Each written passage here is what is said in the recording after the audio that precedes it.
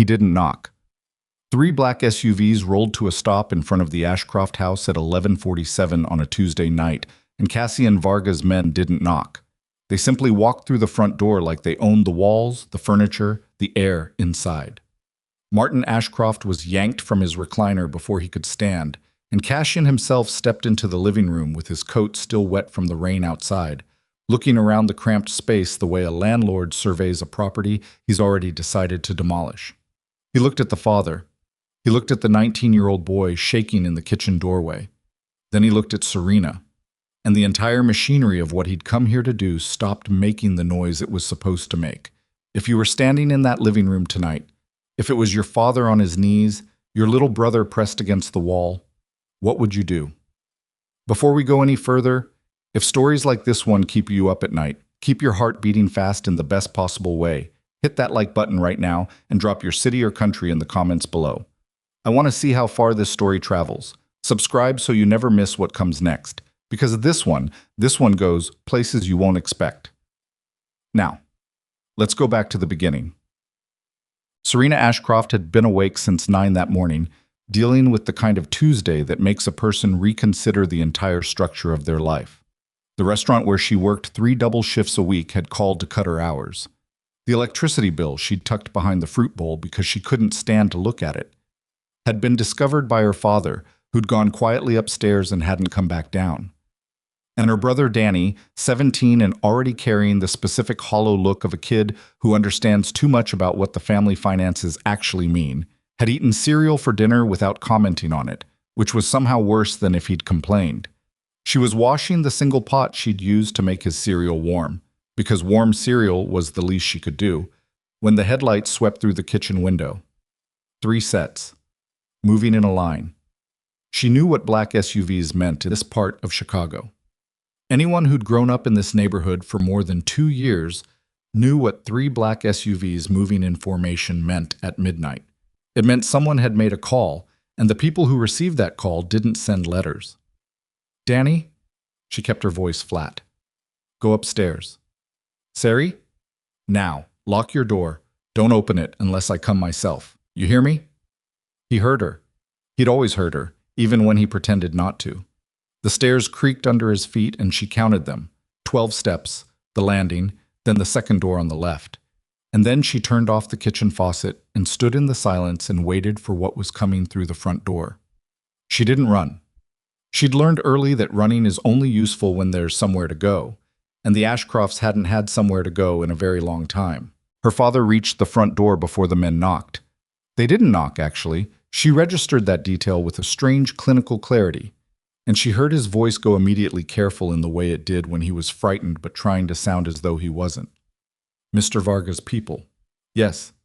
Come in, please. Of course. Mr. Varga's people. She had heard the name Cassian Varga the same way people hear the names of weather systems and regional disasters, impersonally, as information about something powerful and indifferent moving somewhere in the distance. He ran the north side. He had agreements with the Port Authority that nobody at the Port Authority discussed.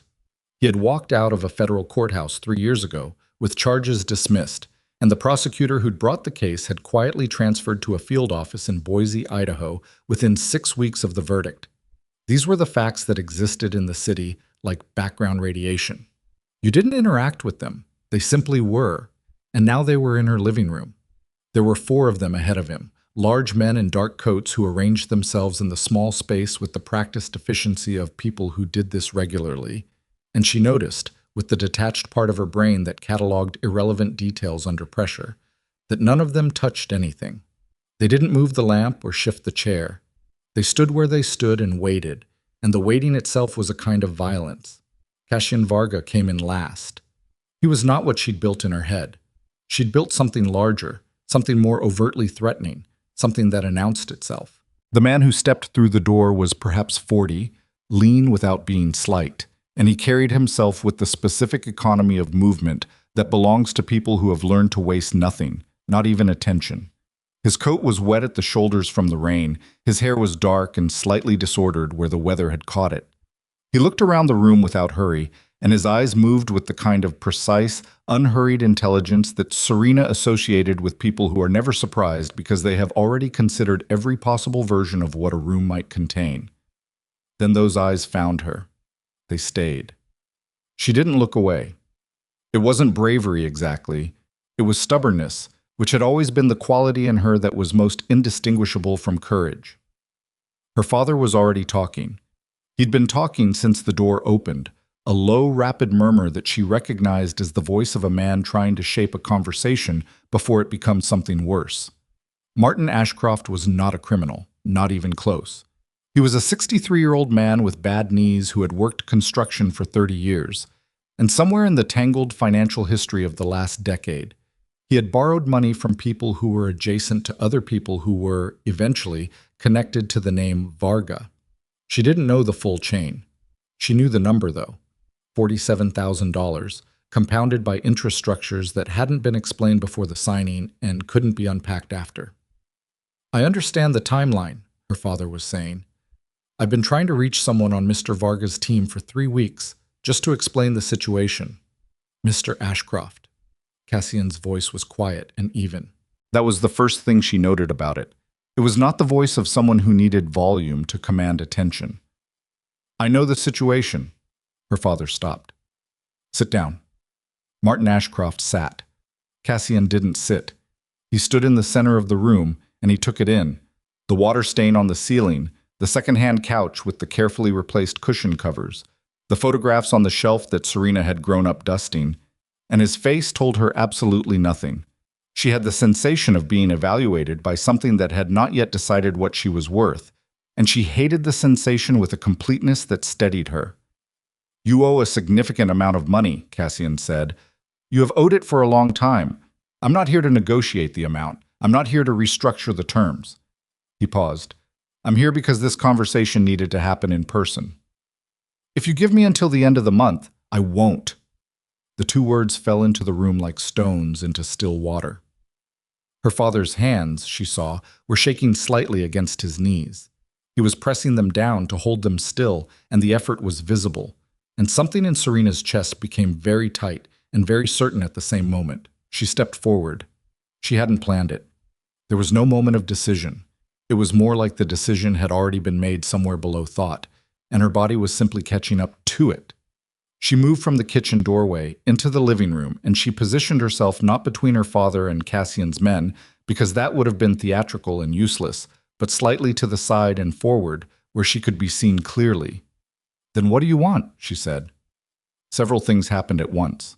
Her father said her name, sharp and frightened. One of Cassian's men shifted his weight, which she understood was a kind of readiness. And Cassian himself turned to look at her fully, with the same measuring calm he'd given the room, and this time the look lasted longer. "Serena," her father said. "Don't." "He's going to say it anyway," she said, keeping her eyes on Cassian. "Whatever it is, he's going to say it. So let's hear it." A beat. Something moved through Cassian's expression, too brief to name, gone before she could categorize it. "All right," he said. And then, addressing her rather than her father, as though the conversation had shifted its center without anyone formally agreeing, "The debt is real. The amount is real. Your father cannot pay it. These are 3 facts that don't require discussion." He looked at her. "What would you like me to do about that?" "I don't know what options you're offering." "I'm not offering options. I'm asking what you think should happen." It was an unusual thing to say. She recognized, in the careful structure of her own alarm, that it was designed to be unusual. That this man had said it precisely because it would wrong-foot her. She didn't let it. "I think," she said carefully, "that you should tell us what you came here to say, instead of this." Another beat, longer this time. "Fine," Cassian said. He looked at her father briefly, a glance so short it was almost dismissive. Then he looked back at her. "I don't want the money," he said. "I'll marry her instead." The silence was the kind that doesn't settle. The kind that just sits there, vibrating slightly, pressing against the inside of the room. Her father made a sound that wasn't words. One of the men by the door shifted again. Serena stood absolutely still and felt the sentence land in her body like something with weight. "Say that again," she said. "I think you heard it." "I heard it. I want you to say it again while looking at me like I'm a person and not a line item on a ledger. Something happened in Cassian Vargas' face then. It was subtle, the faintest contraction around the eyes, the briefest recalibration, and it was real, which was the thing that disturbed her most.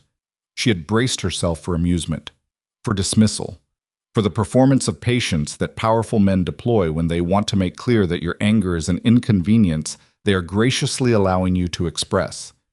She did not expect what crossed his face to be something that looked for just a half second like respect. I am looking at you like a person, he said, which is why I'm making the offer instead of simply telling you what happens next. An offer implies I have a choice.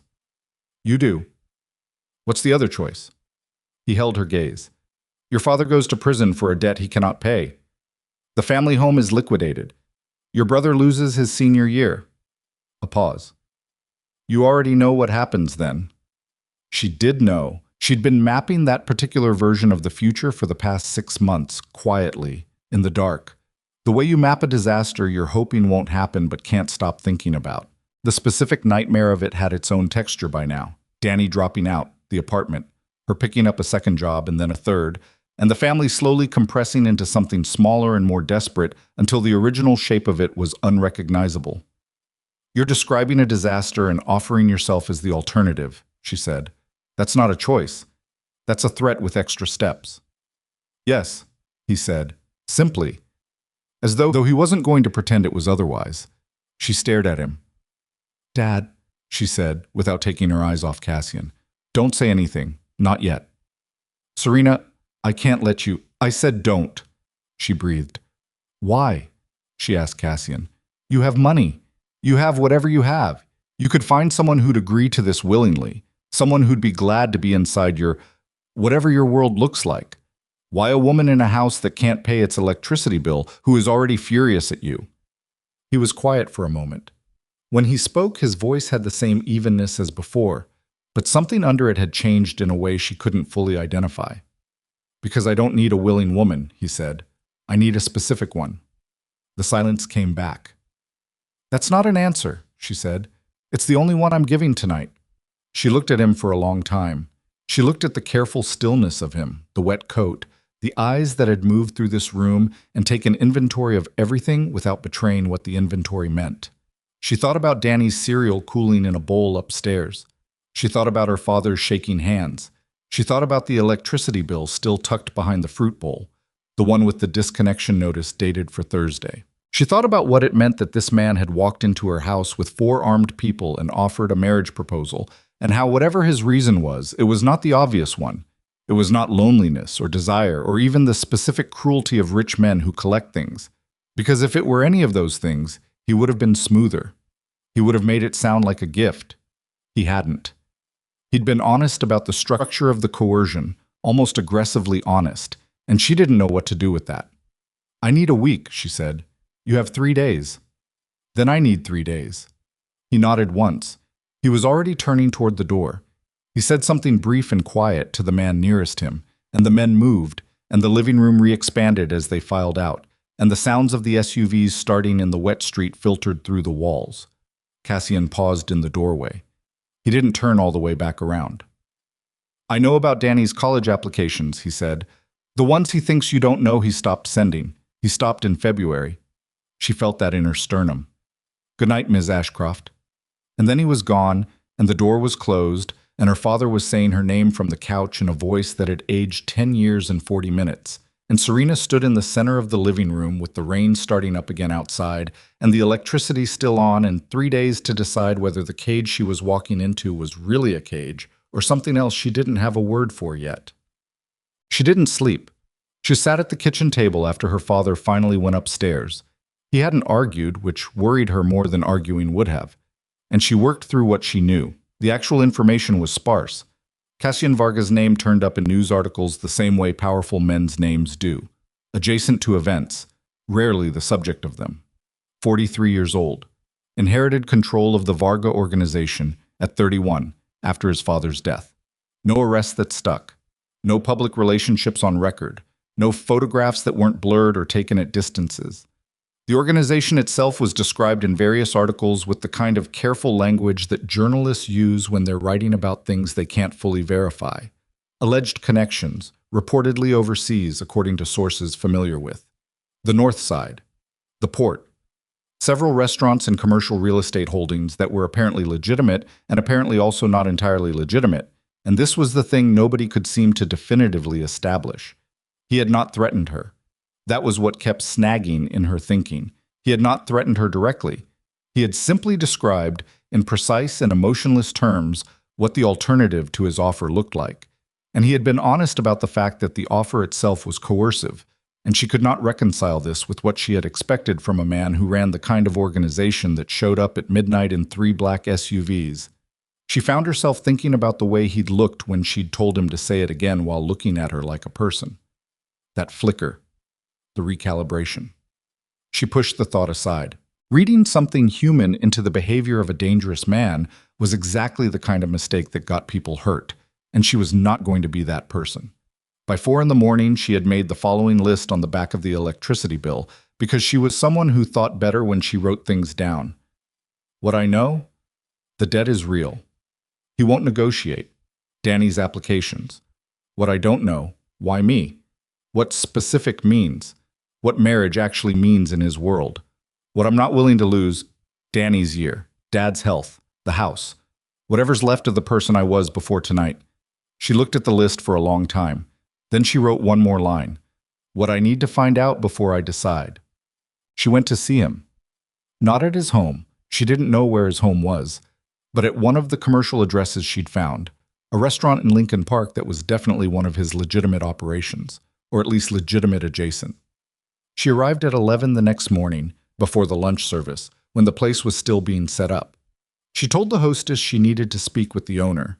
She said it the way she'd learned to say things when she needed them to happen. Quietly, specifically, with the specific brand of certainty that doesn't leave room for the person on the receiving end to imagine they have a choice. She was in a back office within 10 minutes. Cashin was already there, which told her he'd known she was coming, which meant she'd been watched since last night, which she filed away under things that would bother her more once she had time to be bothered. He was at a desk. He was working. He put down what he was working on when she came in, and he waited, and she sat down without being invited, and she looked at him directly and said, I have questions. You have 3 days to decide, he said. You don't have to use them asking questions. I'm using them asking questions. A pause. All right.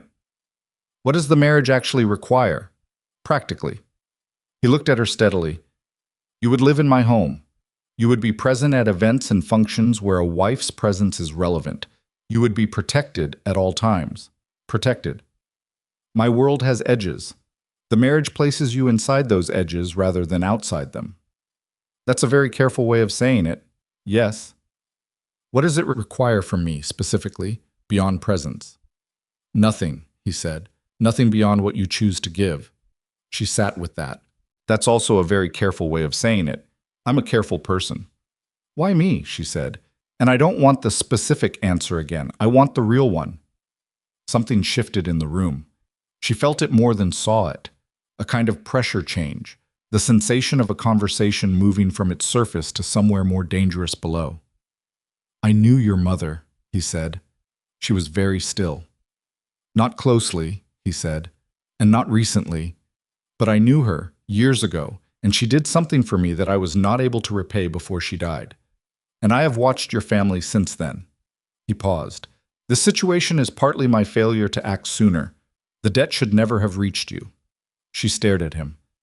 You're telling me you've been watching my family for how long? 12 years. That's not watching over someone. That's surveillance. Yes, he said. I know. She stood up. She needed to stand up. She walked to the window, which looked out onto an alley, and she pressed her hand against the cold glass and breathed. My mother died when I was 14, she said. You've known us since before that. Since before that, yes. And you never... I sent money twice, anonymously, when things were very bad. Your father never knew where it came from. She turned around and looked at him, really looked at him. There was nothing comfortable in his expression. No performance of regret, no deployed softness. He sat in his chair and he told her a true thing. And he let it be what it was, and she thought, this is a man who has learned that honesty is its own kind of armor because it can't be used against him. The debt, she said, is real, but I can ensure it disappears the day we marry. And if I say no, truly no? He was quiet for a moment. Then I find another way to handle the debt, a slower way, a less clean way. He looked at her. I want to be honest with you. You keep saying that. I keep meaning it. She breathed. She thought about her mother, who had been a woman she'd never fully known, a woman who died when Serena was still at the age when you believe your parents are mostly the version of themselves they show you.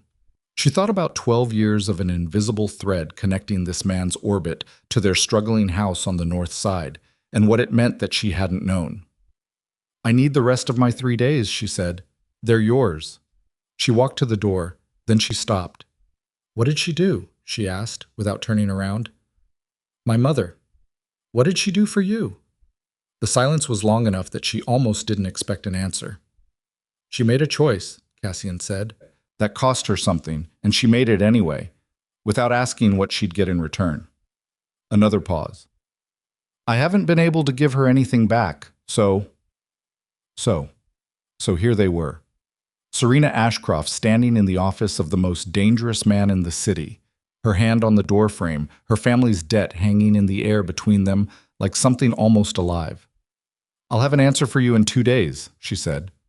She left. She walked out through the restaurant, where the staff was now moving around the tables, adjusting cutlery, going about the ordinary physical business of setting up for a lunch service.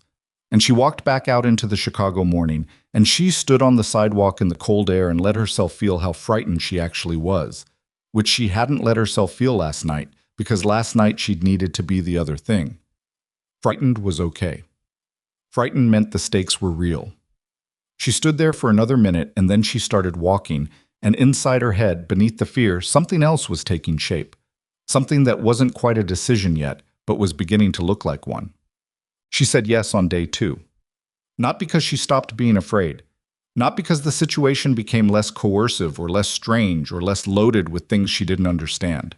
She said yes because of Danny's applications, because of her father's hands shaking against his knees, because of 2 anonymous deposits 12 years ago from a man who had known her mother, deposits that had kept the lights on in what she now understood were the worst months of a year she'd spent pretending was just hard rather than catastrophic. She said yes because when she'd told Cassian to look at her like a person, the recalibration in his face had been real. She believed that.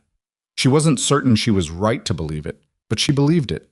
She said yes for all the complicated wrong reasons that human beings say yes to things, and she did it standing in his office again, in the same chair, with her hands flat on her knees and her voice steady. I have conditions, she said. He said, tell me. Danny's applications, his full tuition wherever he gets in, from your legitimate accounts, nothing traceable to anything that can come back on him. Done. My father is not touched, not discussed, not involved in whatever your world involves. Agreed. I want a separate room. A beat. Obviously. I want to know what I'm walking into, not all of it, but enough that I'm not surprised by things that could get me killed. He looked at her for a moment. That's a reasonable condition. And I want, she paused, I want you to tell me eventually the whole story about my mother. Not now, but eventually. The pause this time came from him. When he answered, his voice was even, but something in the evenness had shifted. Yes, he said, when the time is right. Okay, Serena said. She extended her hand across the desk. He looked at it, then he looked at her. Then he shook her hand and his grip was firm and brief and businesslike, and there was nothing romantic in the gesture and nothing performative. It was a contract. They both understood that. What neither of them understood, what neither of them could have understood, sitting in that office with the Lincoln Park lunch crowd beginning to move on the street outside, was that the contract was about to become something older and stranger and more dangerous than either of them had planned for. Because somewhere in the city, someone already knew that Serena Ashcroft had said yes, and that someone had been waiting years for exactly this moment, and they were not glad about it, not even slightly. The wedding took 11 days to arrange. Not a real wedding, Nothing with flowers or a ceremony that meant what ceremonies are supposed to mean. A courthouse filing, 2 witnesses. Serena had never met before and would never see again. A marriage certificate that the clerk handled with the same procedural boredom she'd apply to a parking permit. Cassian signed first. Serena signed second. The pen was cheap and skipped twice on her name. And she pressed harder than she needed to, and the clerk said congratulations in a tone that contained no congratulations whatsoever, and that was that. She moved into the Varga house on a Wednesday. The house was not what she'd expected, which was becoming a pattern with Cassian. She'd built something in her head, something cold and ostentatiously defended, all steel gates and men with earpieces standing at attention. The reality was a 4-story brownstone in a quiet block in Lakeview that from the outside looked like the home of a very successful attorney or a surgeon with good taste. The gate was there, yes, and the men were there, but they were not performative about it. They stood where they stood, and they did their jobs, and they didn't make a show of existing. The man who met her at the door was named Rowan, and he was Cassian's head of household staff, which she learned was a real job title that real people held in real homes where the owner's level of security need created a particular kind of domestic infrastructure. Rowan was 50-something, compact, with a flat Midwestern voice and the specific organizational competence of someone who has been solving complicated logistical problems for a long time without requiring acknowledgement for it. "Your rooms are on the 3rd floor," he said. "Mr. Vargas are on the 4th. He asked me to show you the layout and leave you to settle." "Where is he?" "A meeting ran long. He'll be home before dinner." She followed Rowan up the stairs with one bag. She'd brought one bag deliberately. Not as a statement, just because the alternative was bringing more of herself into a situation she still wasn't certain about. And one bag felt like the right amount of commitment to a life she hadn't chosen and couldn't yet evaluate. The rooms were 3 of them: a bedroom, a sitting room, a bathroom. They were good rooms. Clean lines, nothing excessive, a window in the bedroom that faced a garden that was still winter bare but had the structural bones of something that would be worth looking at in spring. There was a bookshelf that had been stocked. And when she looked more closely at the titles, she felt a cold, strange finger run the length of her spine. Because the books were good books, real books. Books that reflected a taste she recognized as specific and carefully curated, and they were not Cassian's books. They were books chosen for her, which meant he had formed, at some point and through some method, an accurate picture of what she liked to read. She stood looking at the shelf for a long time. Then she set her bag on the bed, and she didn't unpack it.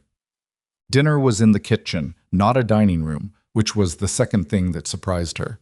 Cassian was already there when she came down, standing at the counter, reading something on his phone and eating crackers out of the box with the specific absent-mindedness of a person who eats when they're working without noticing the eating. He looked up when she came in.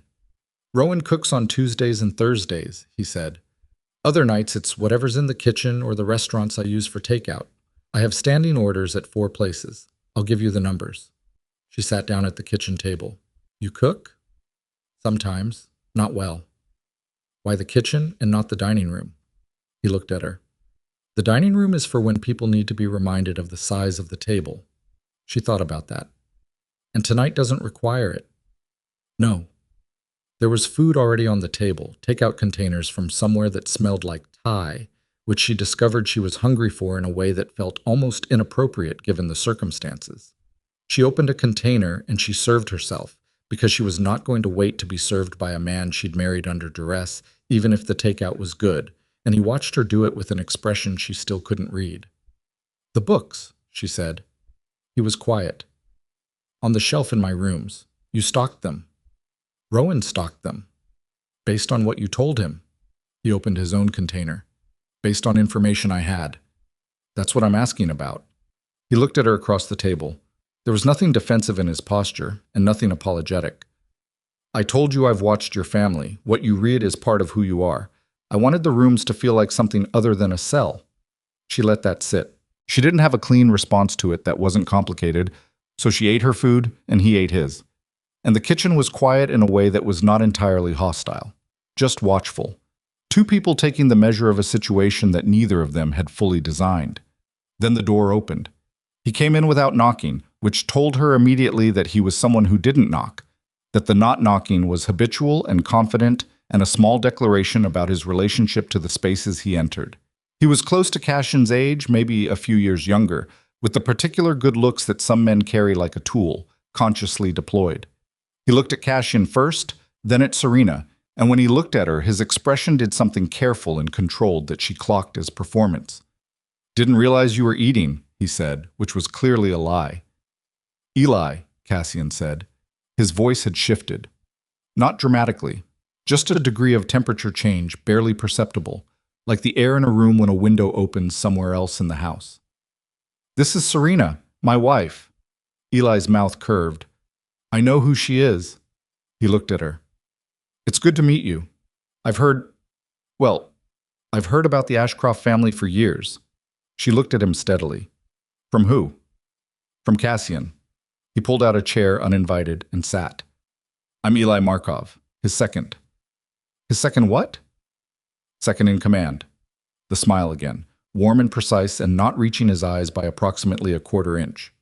"Which means I'm the person who manages everything that Cassian doesn't want to touch directly. Which is a lot of things." He looked at Cassian. "The Bertolucci meeting's been moved to Friday. They're sending Luca instead of the old man." Something passed between the two men. She couldn't read its full content, but she felt its weight. "That's fine," Cassian said, in a tone that suggested it was not fine. "Also," Eli's eyes moved to Serena, brief and measuring. "There's talk. There's always talk. Talk. Specific talk. About the marriage." He paused. "People are asking questions about the timing, about why now, why her specifically. The Kowalski people are interpreting it as a consolidation move. Petrov thinks you're making a play for the South Side." "I'm not making a play for the South Side." "I know that." "They don't." Eli leaned back in the chair. "It would help if we could give them a narrative, something to explain it." "The narrative is that I got married. People get married. People in our position don't get married to women they've never been publicly connected to, without warning, to settle a debt." Eli said it lightly, but the sentence was a blade wrapped in tissue. He looked at Serena. "No offense." "Some taken," she said. Eli blinked. Then something in his expression recalibrated. Less performance, more genuine surprise. He looked at her for a half-second differently than he had been looking at her. Then the performance came back, smoother than before. "Fair enough," he said. He stood. "Cassian, I'll have the Bertolucci files sent over tonight." He glanced at Serena once more. "Welcome to the household, Mrs. Varga." He left.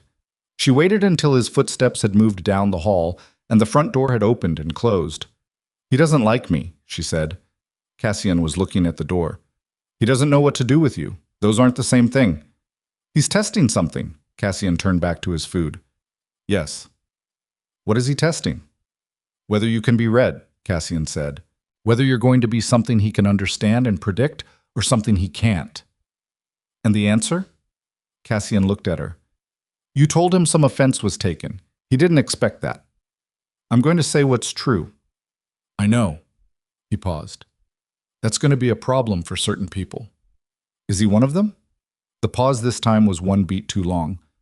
"Eli has been with me for 9 years. He runs the operation day to day. He's smart and he's loyal." She noticed he hadn't answered the question. She noticed he knew she'd noticed. Neither of them said anything about it. The assassination attempt happened on day 8. She didn't know it was an assassination attempt while it was happening. While it was happening, it was a car that jumped the curb on Michigan Avenue at 2:17 in the afternoon while she was walking back from a coffee place 3 blocks from the house. And then it was noise and glass from a shop window and someone's scream, and then the specific sensation of being thrown sideways by a man she recognized as one of Cassian's security detail, who put himself between her and the street with the mechanical completeness of someone executing a prepared action. She hit the ground, her palms caught on the sidewalk. The sound of the car was still happening, tires, the long scrape of metal, and she lay there for 3 full seconds with her heart going completely haywire in her chest before the man's voice cut through. "Get up! Now! Move!" She got up, she moved. She didn't ask where. She followed him into the gap between 2 buildings, and she stayed low and fast the way he told her to. And 12 minutes later, she was in the back of an SUV moving north, and her hands were shaking in a way she hadn't given them permission to. Cassian was at the house when she arrived. He was already on the phone, but he looked at her the moment she came through the door. Looked at her with a thoroughness that lasted exactly 2 seconds, and took inventory in a way that was not romantic and was not performative and was entirely focused on physical damage. And something in his body changed when he saw she was intact. He ended the call. "The driver," he said. "Gone," said the man who'd gotten her out. "Came through from the parking structure on Wabash. No plates recovered. Cameras. Working on it." Cassian looked at her again. She was sitting on the bench in the entry hall because she'd needed to sit, and the bench was what was there. Her palms were scraped and one knee of her jeans had a tear in it, and she realized distantly, angrier than she was frightened, which surprised her.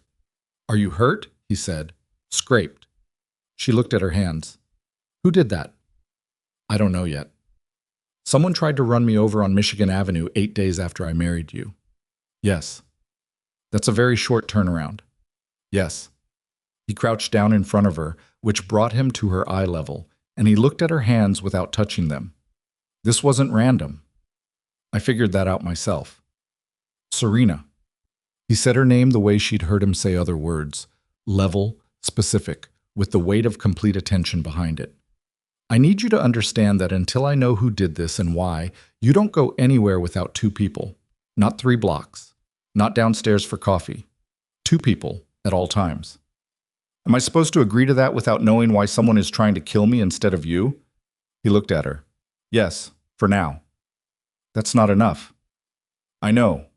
He stood. "I'll have more tonight. I promise you." She looked at him for a long moment. There was something she'd been calibrating since the first night, a reading she'd been taking, slowly, the way you read water temperature by degrees rather than all at once. The reading said, "This man is dangerous in ways I haven't fully mapped yet, but he is not going to lie to me about the things that directly concern my survival." She didn't know if that reading was accurate. She knew it was what she had. "Fine," she said. "Tonight." That night, he came to her sitting room. He knocked, which she registered as a choice he'd made deliberately, and she said, "Come in." And he sat in the chair by the window rather than near her, which was another choice she registered. "The car was registered to a shell company," he said, 3 layers deep. "We've been through 2 of them. The third connects to a family in Detroit called the Stravian Group." He paused. "They have no direct grievance with me. They have no history with the Ashcroft family. This is not about them." "So they were hired?" "Yes." "By who?" "By someone who doesn't want you inside this house, inside the protection the marriage provides." He said it simply. "Someone who knew you'd be vulnerable in the transition period before full protocols were in place." She thought about that. "Someone who knew the marriage was happening. Before it happened, possibly." He looked at her steadily. "That's a short list." "Eli." The word came out before she'd fully decided to say it. Cassian was still, in that particular way of his that she'd learned was not blankness, but the opposite. The stillness of someone processing very fast behind a quiet face. "He's on the list," Cassian said. "He's not the only one." "But he's on it." "Yes." She looked at him. "You've worked with him for 9 years." "Yes." "And he's on the list."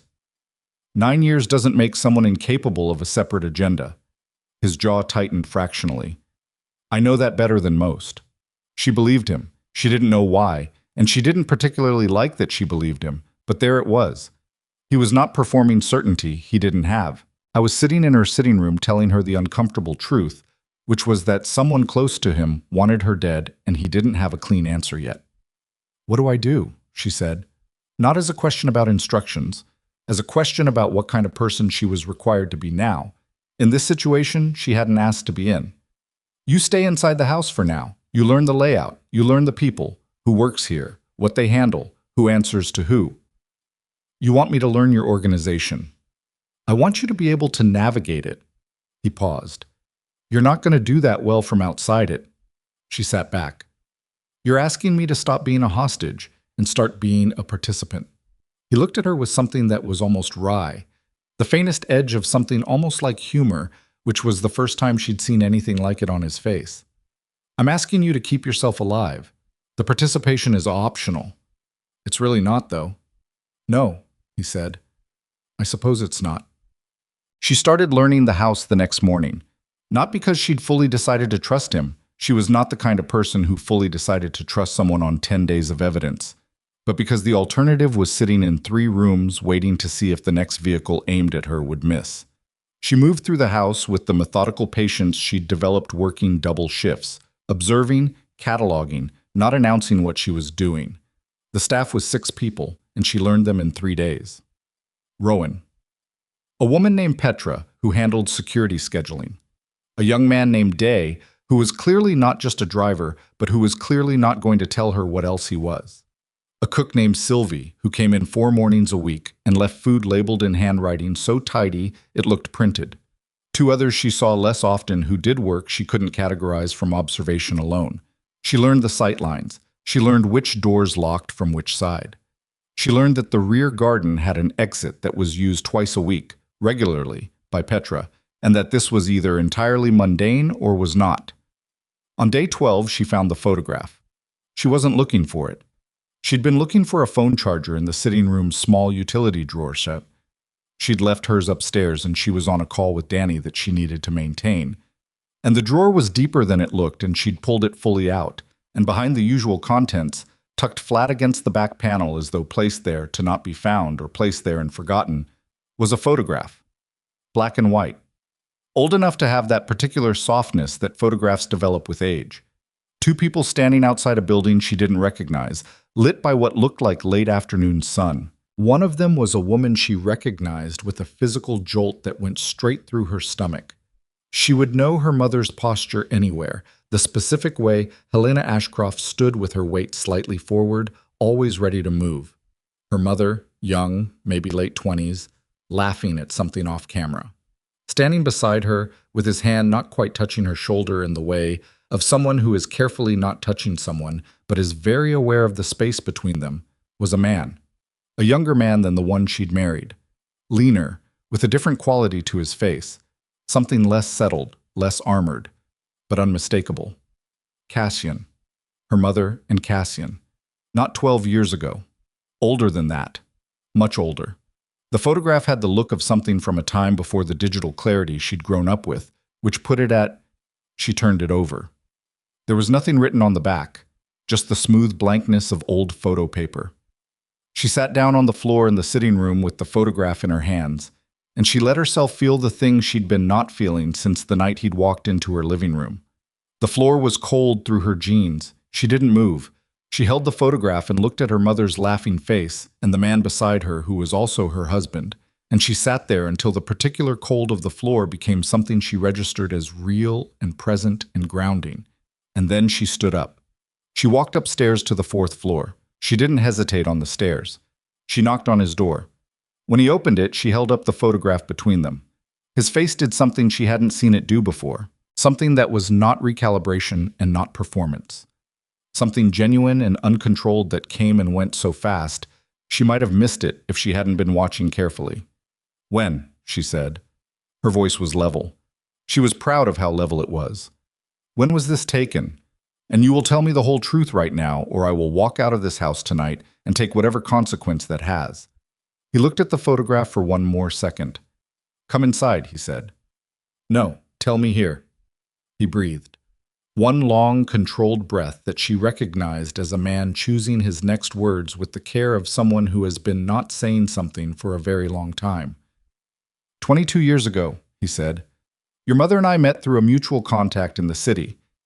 We were not involved, not the way you're thinking. We were people who needed to trust each other for a specific period of time for specific reasons. She was 29, I was 21. What reasons?" His jaw was tight. She was carrying something, information, documenting something she'd witnessed involving men whose names I cannot tell you in a hallway. What did she witness? Serena. What did she witness, Cassian? The name. First time she'd used it without being asked to, without the formal distance of not using it. She felt him register that. "A meeting," he said, "between a federal prosecutor and 3 families. A meeting that established the terms of a protection arrangement that had been running for years. Corrupt law enforcement, organized crime, and political cover, all moving together. Your mother was a paralegal." She was at a building she shouldn't have been in for reasons that were completely ordinary, and she witnessed something that made her suddenly and extremely dangerous to very powerful people. The hallway was very quiet. She came to me, Cassian said, because she knew I was someone who had reason to oppose the men in that room, because she needed someone who wasn't afraid of them, and because she had a daughter and a husband she needed to protect. Serena's hand holding the photograph was very still. She gave me a copy of what she'd documented. I hid it. She kept the original. His voice had changed, still even, but underneath the evenness was something that had been compressed for a long time. 3 months later, she died in a car accident. A car accident that was investigated by the same police precinct that was run by one of the men in that room. The breath Serena took was not steady. The debt, she said, fabricated, created years later to give me legal grounds to be in your father's home, to be in a room with you, to place you somewhere I could guarantee your safety before... He stopped. Before what? Before they came for you themselves. His eyes were on her directly, unguarded in a way that made her chest hurt with the strangeness of it. You witnessed that meeting too, Serena. You were 4 years old. You were in that building with your mother because the sitter had canceled and there was no one else, and she hadn't known it would be the day she saw what she saw. You were there. The photograph was shaking very slightly in her hand. I don't remember that. No, you were 4. But the men who were in that room, one of them saw you. A child who could grow up to remember, or to be told, or to carry evidence she didn't know she carried. He paused. When the Stravian car jumped that curb on Michigan Avenue, it was not random, and it was not connected to Eli or any of my people. It was connected to a man who has been watching your family for 22 years the same way I have, but for the opposite reason. She stood in the hallway, and she felt the entire geometry of her life rearrange itself around a new center of gravity. Who? She said. Cassian looked at her. In his face was something that was not apologetic and not pleading and was simply honest. Completely, exhaustedly honest. The face of a man who had been carrying a weight for 2 decades and had just set it down in the middle of a hallway. His name is Warren Holt, Cassian said. He is the most respected federal prosecutor in Illinois. He has spent 20 years publicly hunting organized crime. A pause. He runs it. Serena said nothing for a very long time. Then she looked down at the photograph in her hand, her mother's laughing face. The careful distance between 2 people who trusted each other for specific reasons at a specific time, and both of whom paid for that trust in different ways, over different years, with different kinds of damage. She looked up at Cassian. Show me what you have on him, she said. Serena. All of it. Her voice was quiet and entirely certain.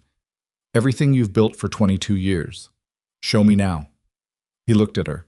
He looked at her for a long time, with the careful, measuring intelligence she'd learned to read as his form of genuine attention. And what he was reading in her face was something she let him read clearly, because there was nothing left to hide behind. Then he opened the door wider. And she walked in. The 4th floor was not what she'd expected.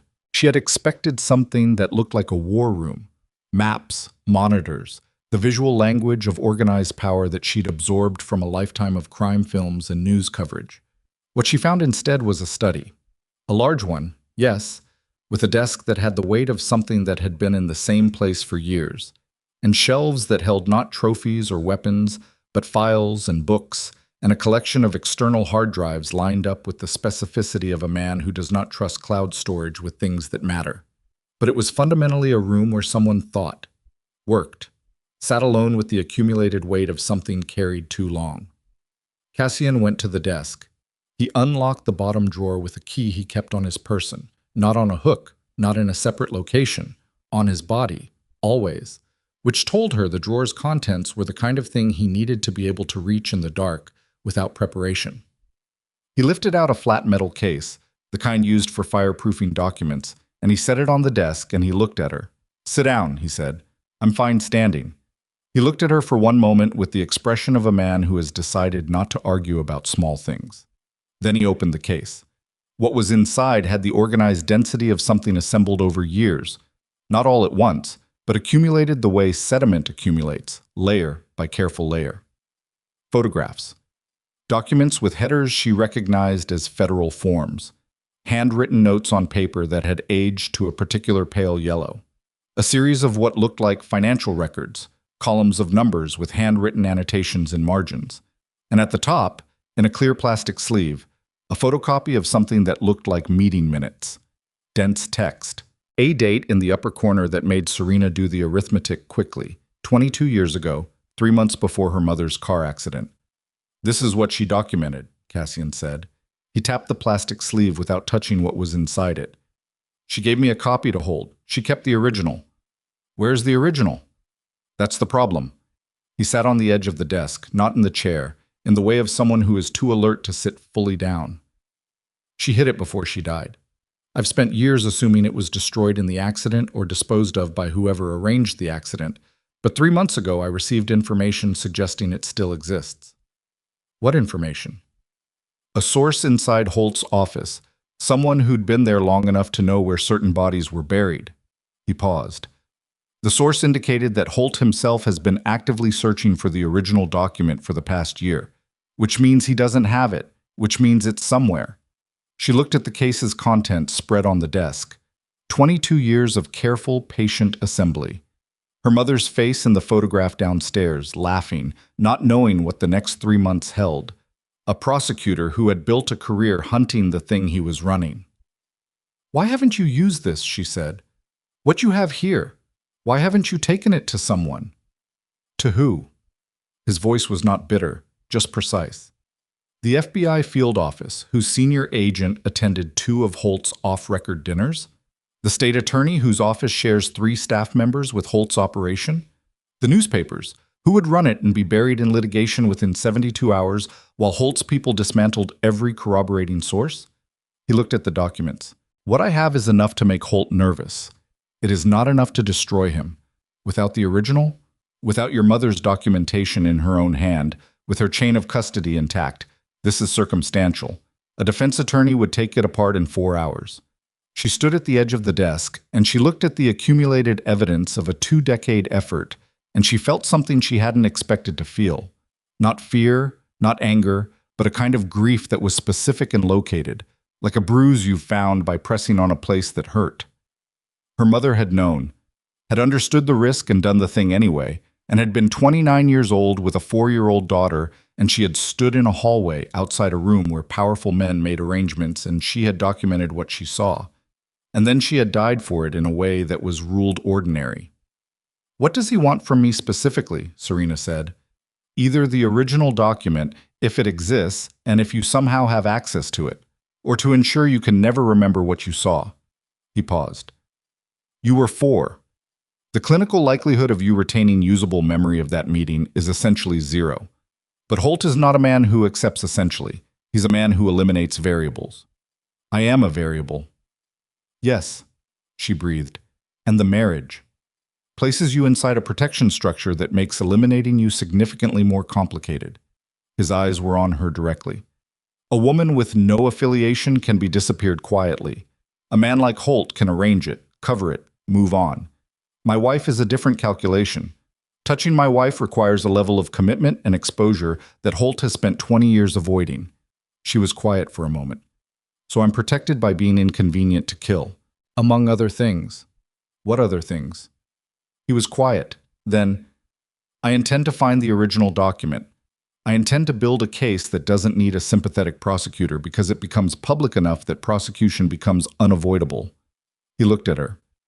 You are not just a variable to protect, Serena. You are the person whose mother built the foundation of that case. You have a stake in the outcome that no one else has. She stood at the desk with the fluorescent clarity of a woman who had just been told, in precise language, that her mother had been murdered and that the man responsible was still operating at the highest level of the city's legal system and had been doing so for 2 decades. She picked up the photocopy in its plastic sleeve and she read the first paragraph. Then she set it down, very carefully, like something that could detonate. All right, she said. He waited. Tell me everything about Holt, how he operates, who he uses, where he's exposed. She looked at Cassian steadily. And then tell me where you think my mother hid the original. Cassian looked at her for a long moment. This changes what you're agreeing to, he said. Knowing this, being active in this, It puts you in a different category of risk. I was already in that category. The car on Michigan Avenue established that. He nodded once. Slow. The nod of a man who had been waiting, possibly for a long time, for someone to walk through a particular door and was now registering that she had walked through it. He began to talk. She listened. The night went long. 3 days after the conversation in the study, Eli Markov came to the house for what he called a routine operational briefing, and what Serena, from her position reading in the sitting room with the door cracked at a precise angle, recognized as something else.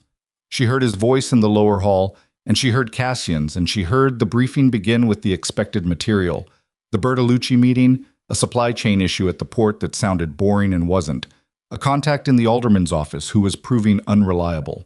She heard all of this because the house had a particular acoustic quality in its stairwell that she had identified on day 4 and had not mentioned to anyone. Then she heard Eli say, "The Stravian driver has been found." A pause. Cassian's voice. Even. "Where?" "In the Chicago River, yesterday morning. His throat was cut before he went in." Silence. "Whoever hired him," Eli said, "cleaned the chain." "Who found him?" "A Stravian contact of ours." Which means the Stravian family is now asking their own questions about who hired one of their people for a job that got the man killed. What are they saying? They're saying the hire came through an intermediary they've used before, a fixer named Deacon who operates out of Milwaukee. Deacon is also now unavailable. Another silence. Longer. "Whoever this is," Cassian said, "is removing people faster than we can get to them." "Yes." A pause in Eli's voice that had a texture to it. A small hesitation that Serena, sitting very still on her chair upstairs, registered. "There's something else." "Say it." "The Bertolucci meeting. Luca was not representing the family." "What do you mean he wasn't representing the family?" "Old Bertolucci didn't send him. Luca went independently. I was there to deliver a message from someone outside the family structure. He wouldn't say from who. He said the message was..." Eli paused. "That certain arrangements made 20 years ago are coming due, and the people who benefit from those arrangements are consolidating." Serena gripped the edge of the book she wasn't reading. "Holt is moving," Cassian said. It was not a question. "That's my read," Eli said. "He's calling in debts, getting people aligned. Whatever he's been building toward, he thinks the time is now." Another pause. "The question is what changed? What made now the moment?" The silence below her went on long enough that she held her breath. "The marriage," Cassian said quietly. "Yes," Eli said. "That's what I think too." She heard footsteps. She heard Cassian move to the window because she'd learned the sound of his movements in the house, the specific weight distribution of a man thinking while standing in a particular room. "He knows why I married her," Cassian said. "He may." Which means someone told him. The silence that followed had a different quality, dense, pointed. She could feel, 3 floors up and through a cracked door, the direction the silence was pointing. "That's a short list," Eli said, carefully. "Yes," Cassian said. "It is." She heard the briefing end 20 minutes later. She heard Eli leave. She heard Cassian's footsteps on the stairs, going up, not to her floor, to his own.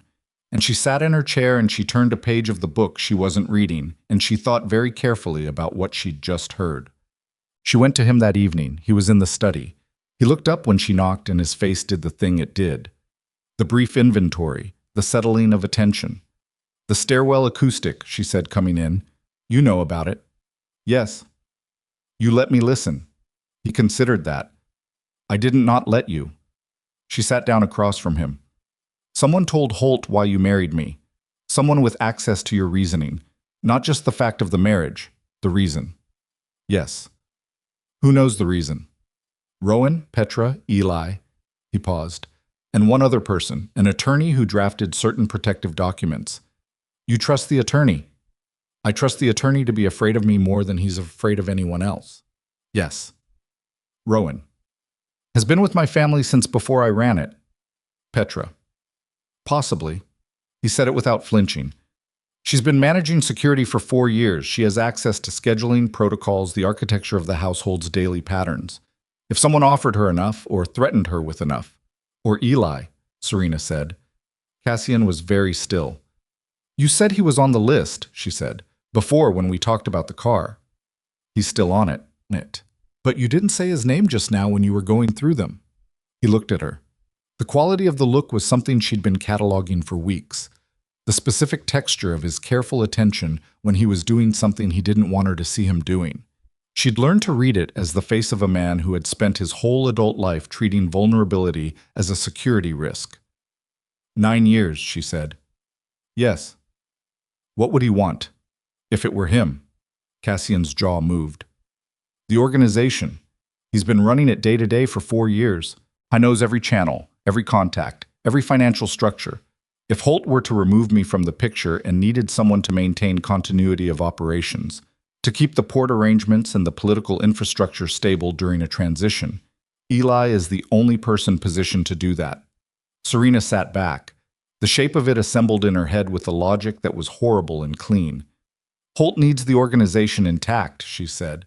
He's not trying to destroy it. He's trying to own it, and Eli is how he owns it. Cassian said nothing. That's why now, she said. That's what changed. You took a step. The marriage, trying to protect me, trying to move toward using what you have on Holt. And Eli read it as a threat to the arrangement he's been building with Holt. He went to Holt and told him what was happening, and now Holt is consolidating because he thinks he's running out of time. She watched Cassian's face while she said it. She watched something move through it.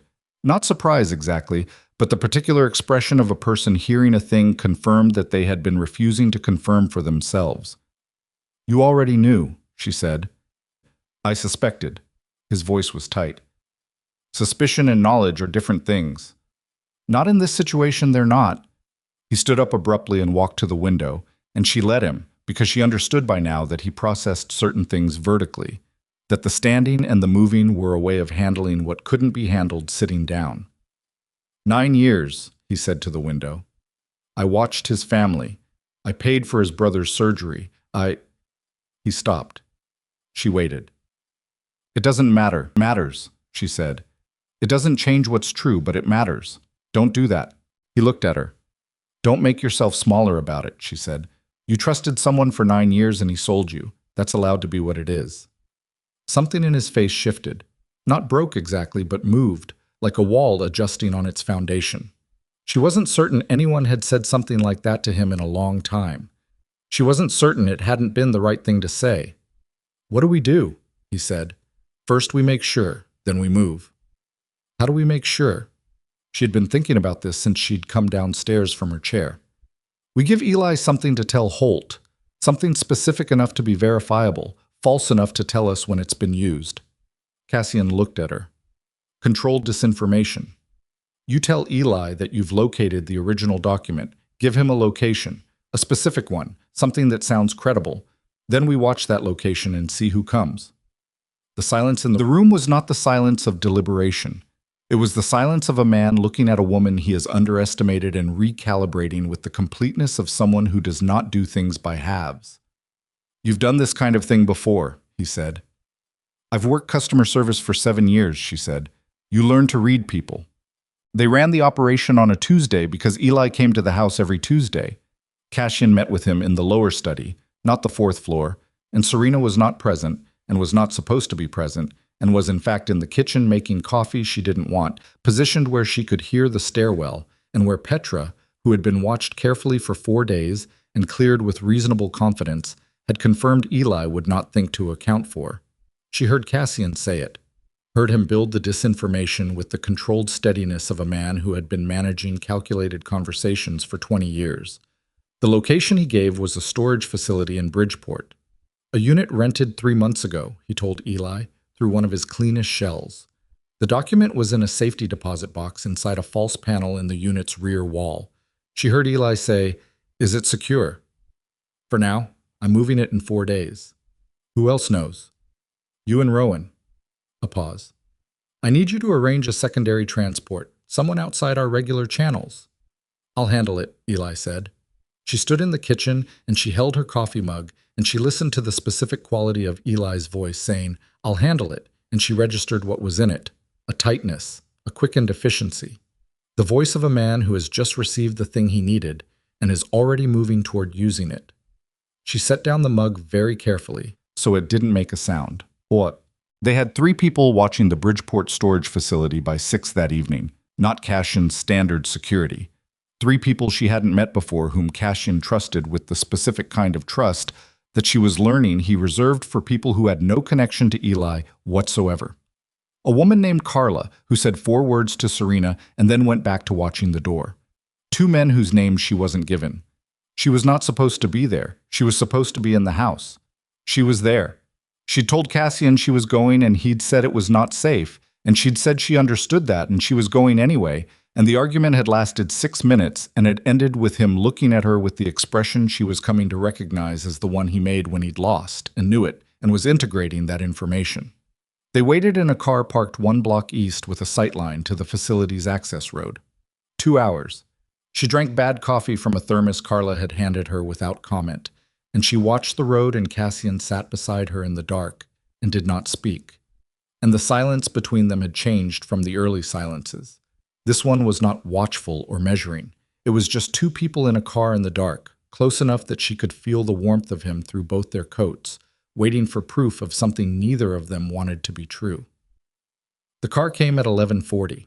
Not Eli's car. A dark sedan, no plates visible from this distance, that stopped 50 meters from the facility entrance and let out 2 men.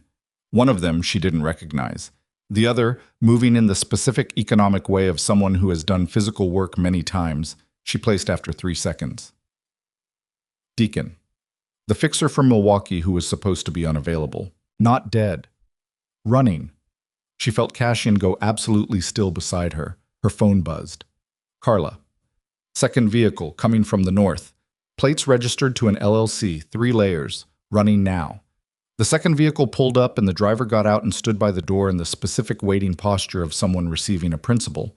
And then the rear door opened and a man got out in a coat that even from a block away read, as expensive and government adjacent, the coat of a man who appeared at press conferences. She'd seen Warren Holt's photograph in Cassian's files. She'd studied it long enough to know the shape of his head, the set of his shoulders, the particular bearing of someone who has been told he is righteous for so long he has stopped questioning it. It was him. Here. Personally. That was wrong. That was the detail that snagged. Holt didn't expose himself. Every piece of Cassian's documentation showed a man who operated through layers, who never appeared, who kept himself clean by never being physically present at anything that could be compromised. He came himself, she said. Yes. Cassian's voice was controlled in the specific way of someone controlling it deliberately. Why would he do that? Because he stopped. She watched his face in the ambient light from the street, and she watched him reach a conclusion, and she watched the conclusion land. He knows it's a trap, she said. No. Cassian's voice had changed. He knows it's a trap, and he came anyway, because he's not here for the document. Her stomach dropped. Then why is he here? Cassian's hand went to his phone. I was already dialing before she'd finished the sentence, and she heard it ring twice, and then go to voicemail, and she understood immediately whose number it was from the way he dialed it. Familiar, reflexive, a number he'd called 1,000 times. He tried again. Voicemail. Rowan, he said. Call the house, she said. He called the house line. 4 rings. 5. He hung up and called Petra's direct number, and Petra answered on the second ring, and he said, Where is Rowan?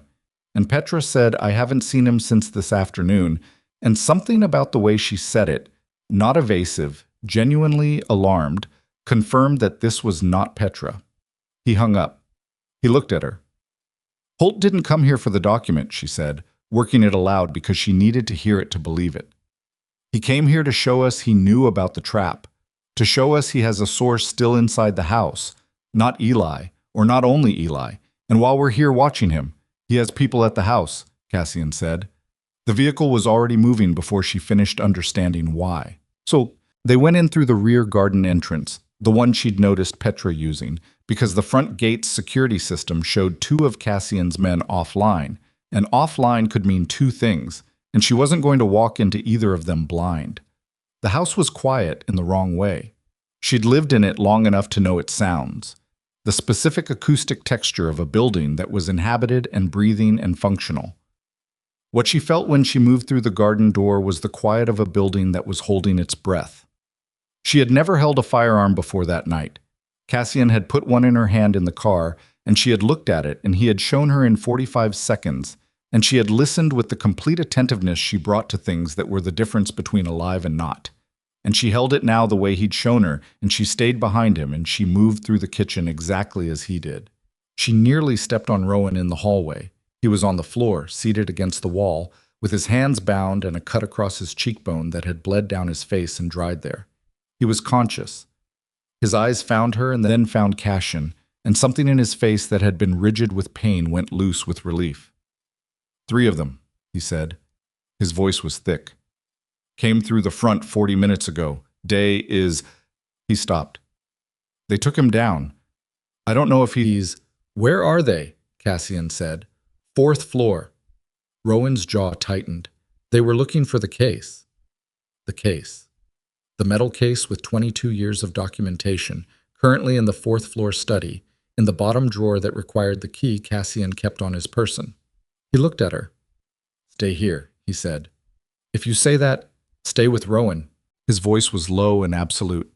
Not because you can't, because someone needs to get him out if this goes wrong, and you know the garden exit, and he doesn't. It was a logical argument. She hated it with her entire body, and it was a logical argument. She stayed with Rowan. She crouched beside him, and she cut his hands free with the knife from the kitchen drawer she'd pocketed 3 days ago, because she was the kind of person who pocketed things that might matter. And she listened to Cassian's footsteps go up the stairs and disappear. She counted. She told herself she was counting to keep Rowan calm, which was partly true. Upstairs. 2 voices she didn't recognize, then Cassian's, then a crash. A pause. Another crash, this one larger, with the specific sound of a piece of furniture losing a fight. Then a gunshot. Single. She was on her feet before she'd decided to stand. Rowan said her name. She didn't stop.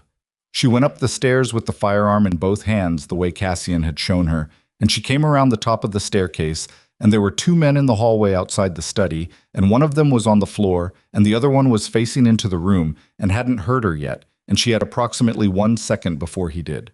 She used it.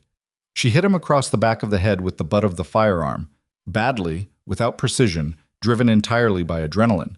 And it wasn't clean, and it didn't put him down cleanly, but it destabilized him enough that when Cassian came through the study door, he was already off balance, and the rest was fast and ugly, and she looked away from it. When it was over, she looked back. Cassian had his hand pressed to his left side. His coat was dark there in a way that was not about the coat's color. How bad, she said. Grays, he said. I've had worse. She looked at him. She was still holding the firearm, and her hands were shaking now in a way they hadn't been when she'd needed them to be steady, which was how adrenaline worked, she remembered. It waited until you didn't need it anymore to fall apart. The case, she said. He looked at the study. The room had been searched, thoroughly and badly, the kind of search done by people in a hurry who didn't know exactly what they were looking for.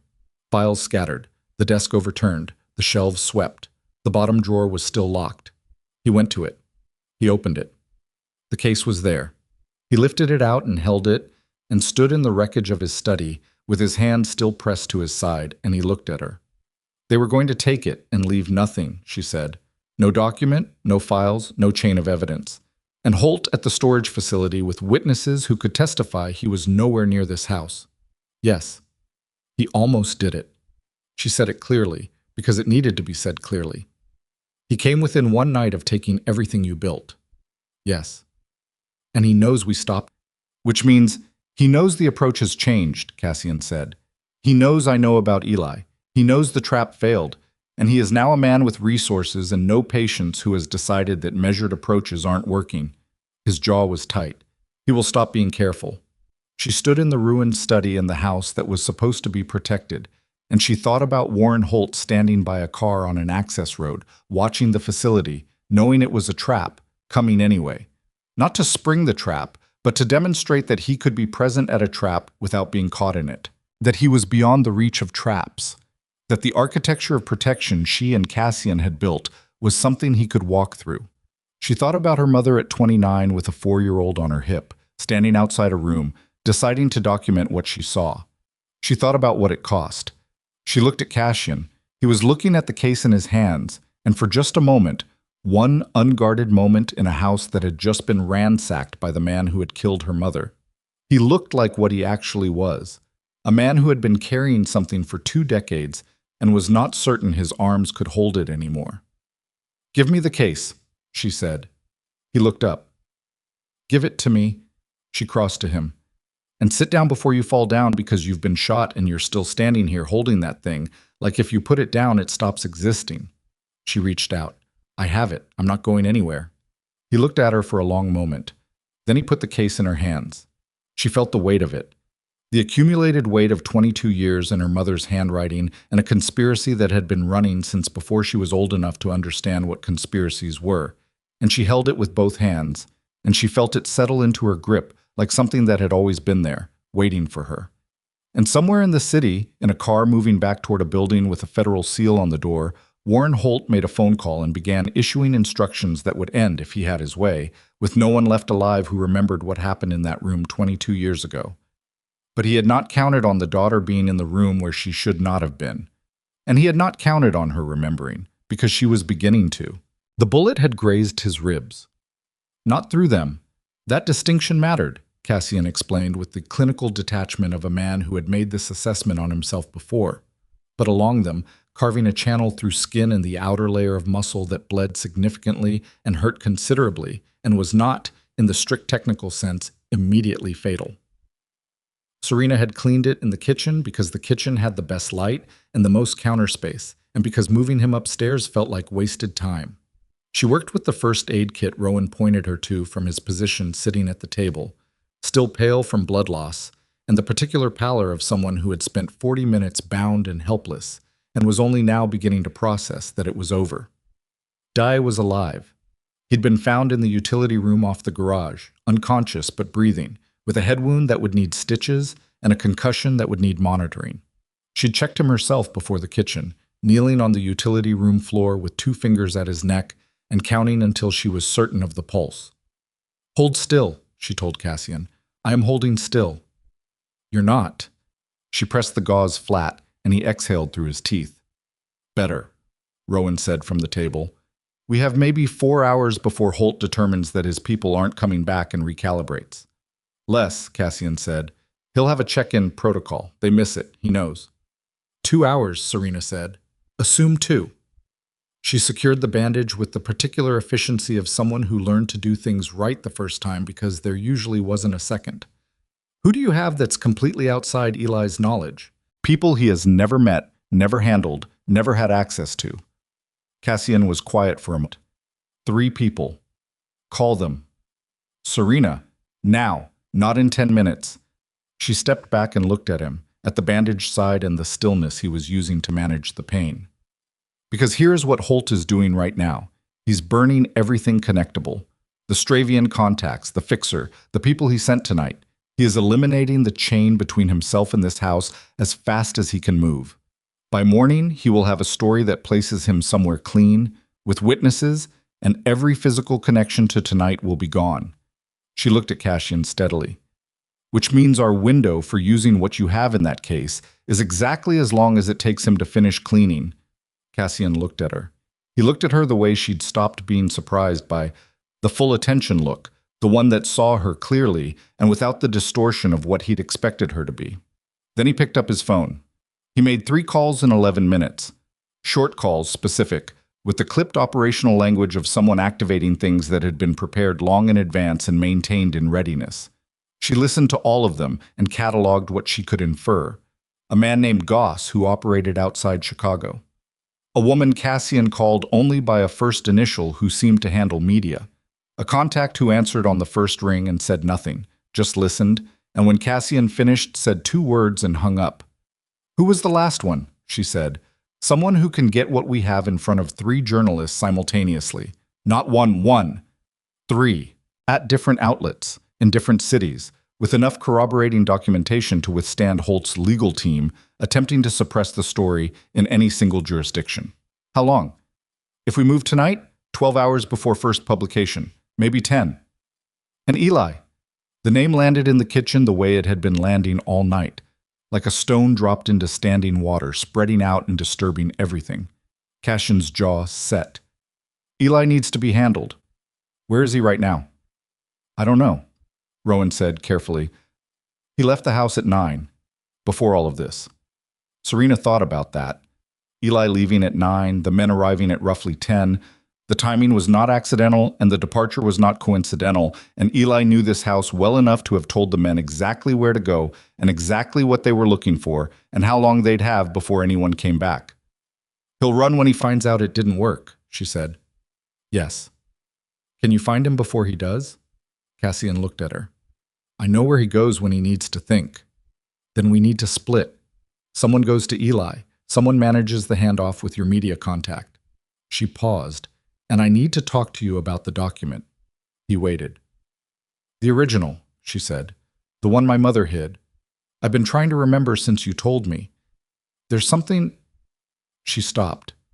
The something had been at the edge of her thinking for 3 days, the way things sit in peripheral vision and disappear when you turn to look at them directly.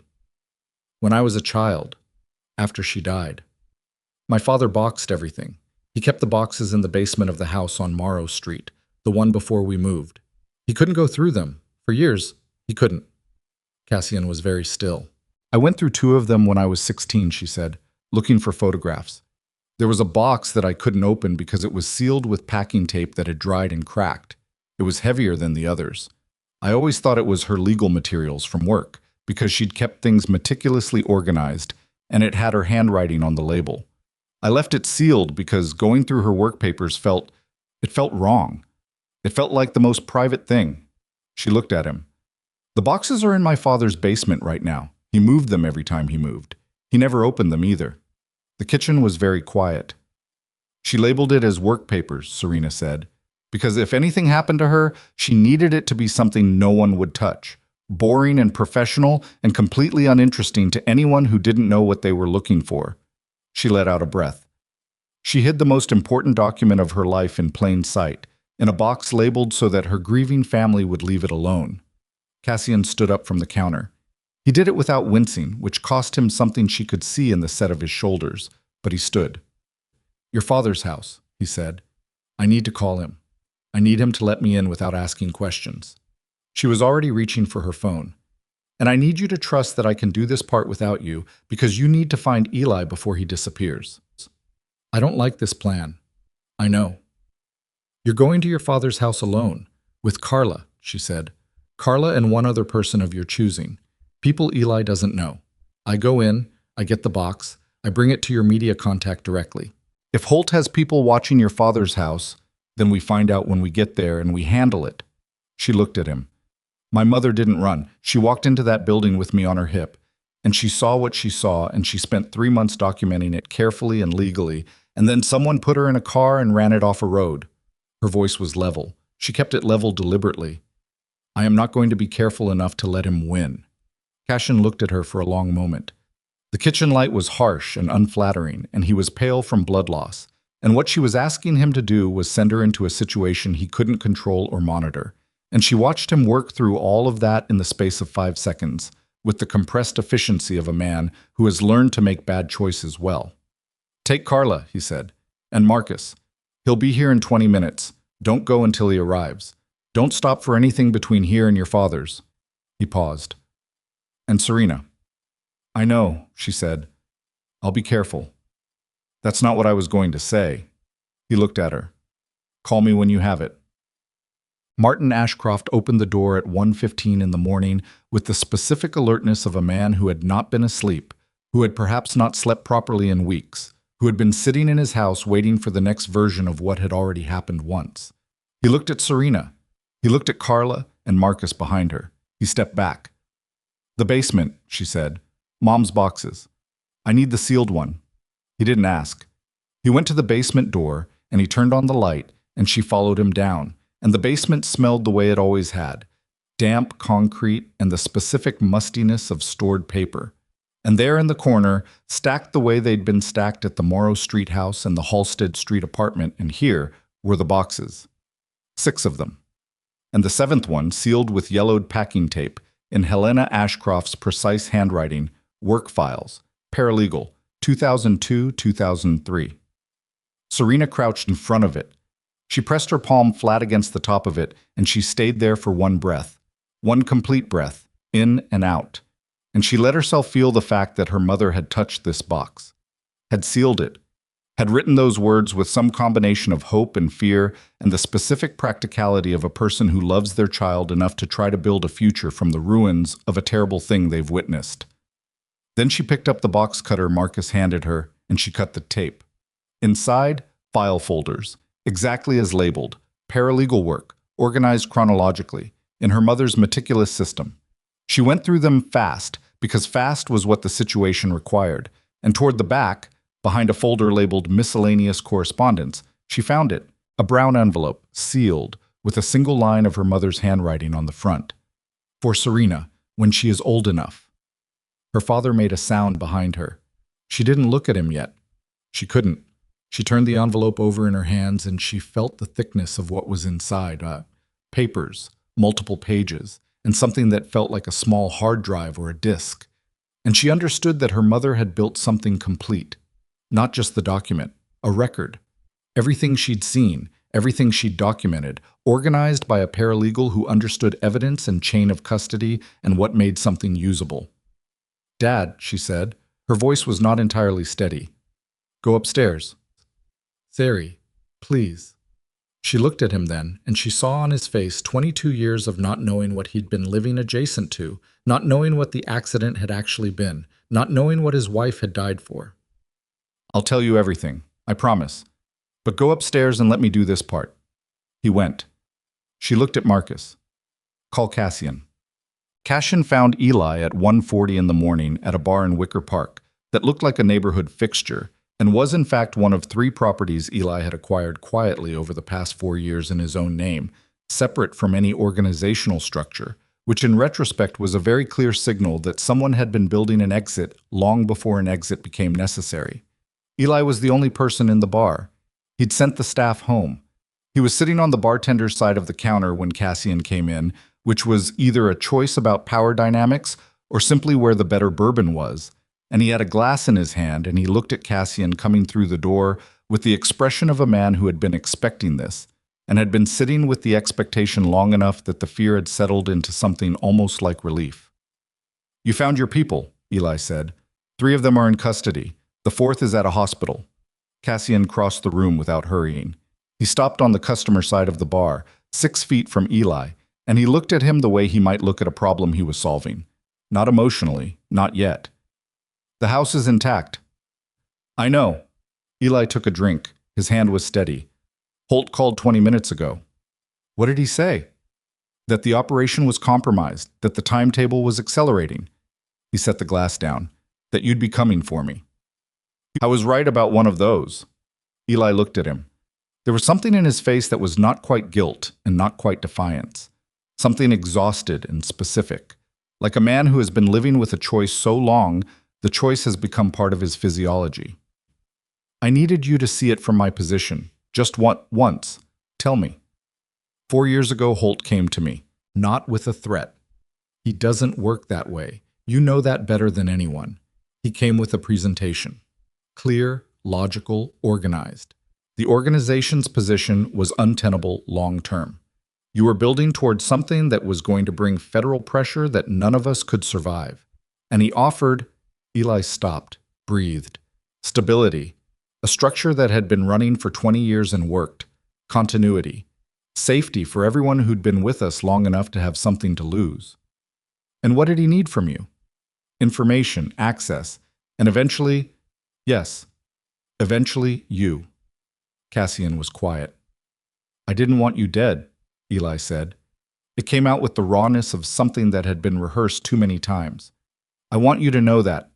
The plan was removal, federal pressure, something that got you out of the position without killing me. Yes.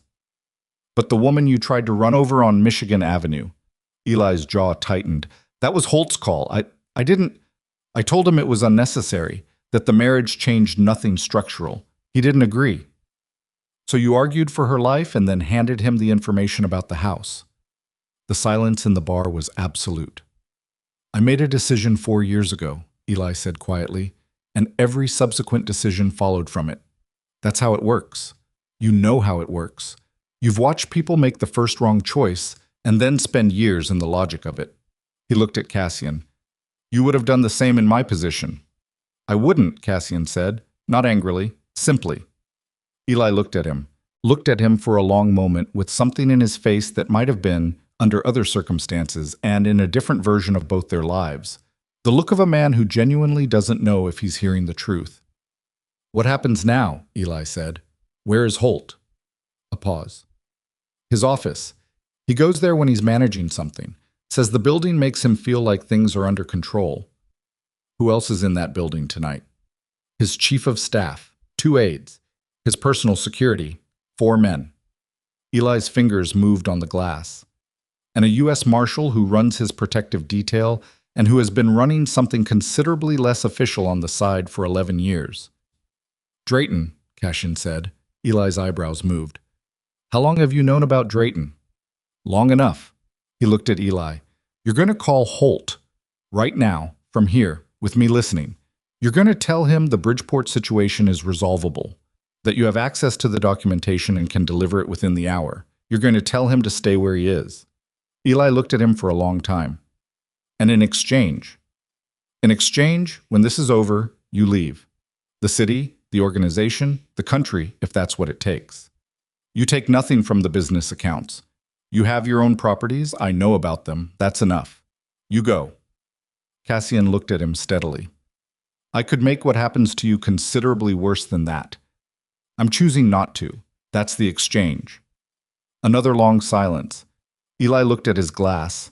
He looked at the bar, at the room, at the particular life he'd built, and the specific way he'd chosen to dismantle it. All right, he said. He made the call. Cassian stood 2 feet away and listened to Eli's voice do what it did best, smooth and confident and credible. The voice of a man that Warren Holt had trusted for 4 years, the voice of a man who had never given Holt reason to doubt him and was now using that accumulated trust as the last tool it would ever be. Holt told Eli to come directly to his office. Eli said he'd be there in 40 minutes. He hung up. He looked at Cassian. 40 minutes, Cassian said. Yes. Eli stood. He did it slowly, with the particular weight of a man closing a chapter of himself. You're going in there. Yes. Holt has 4 armed men and a marshal. I know. You've been shot tonight. I know that too. Eli looked at him for one final moment.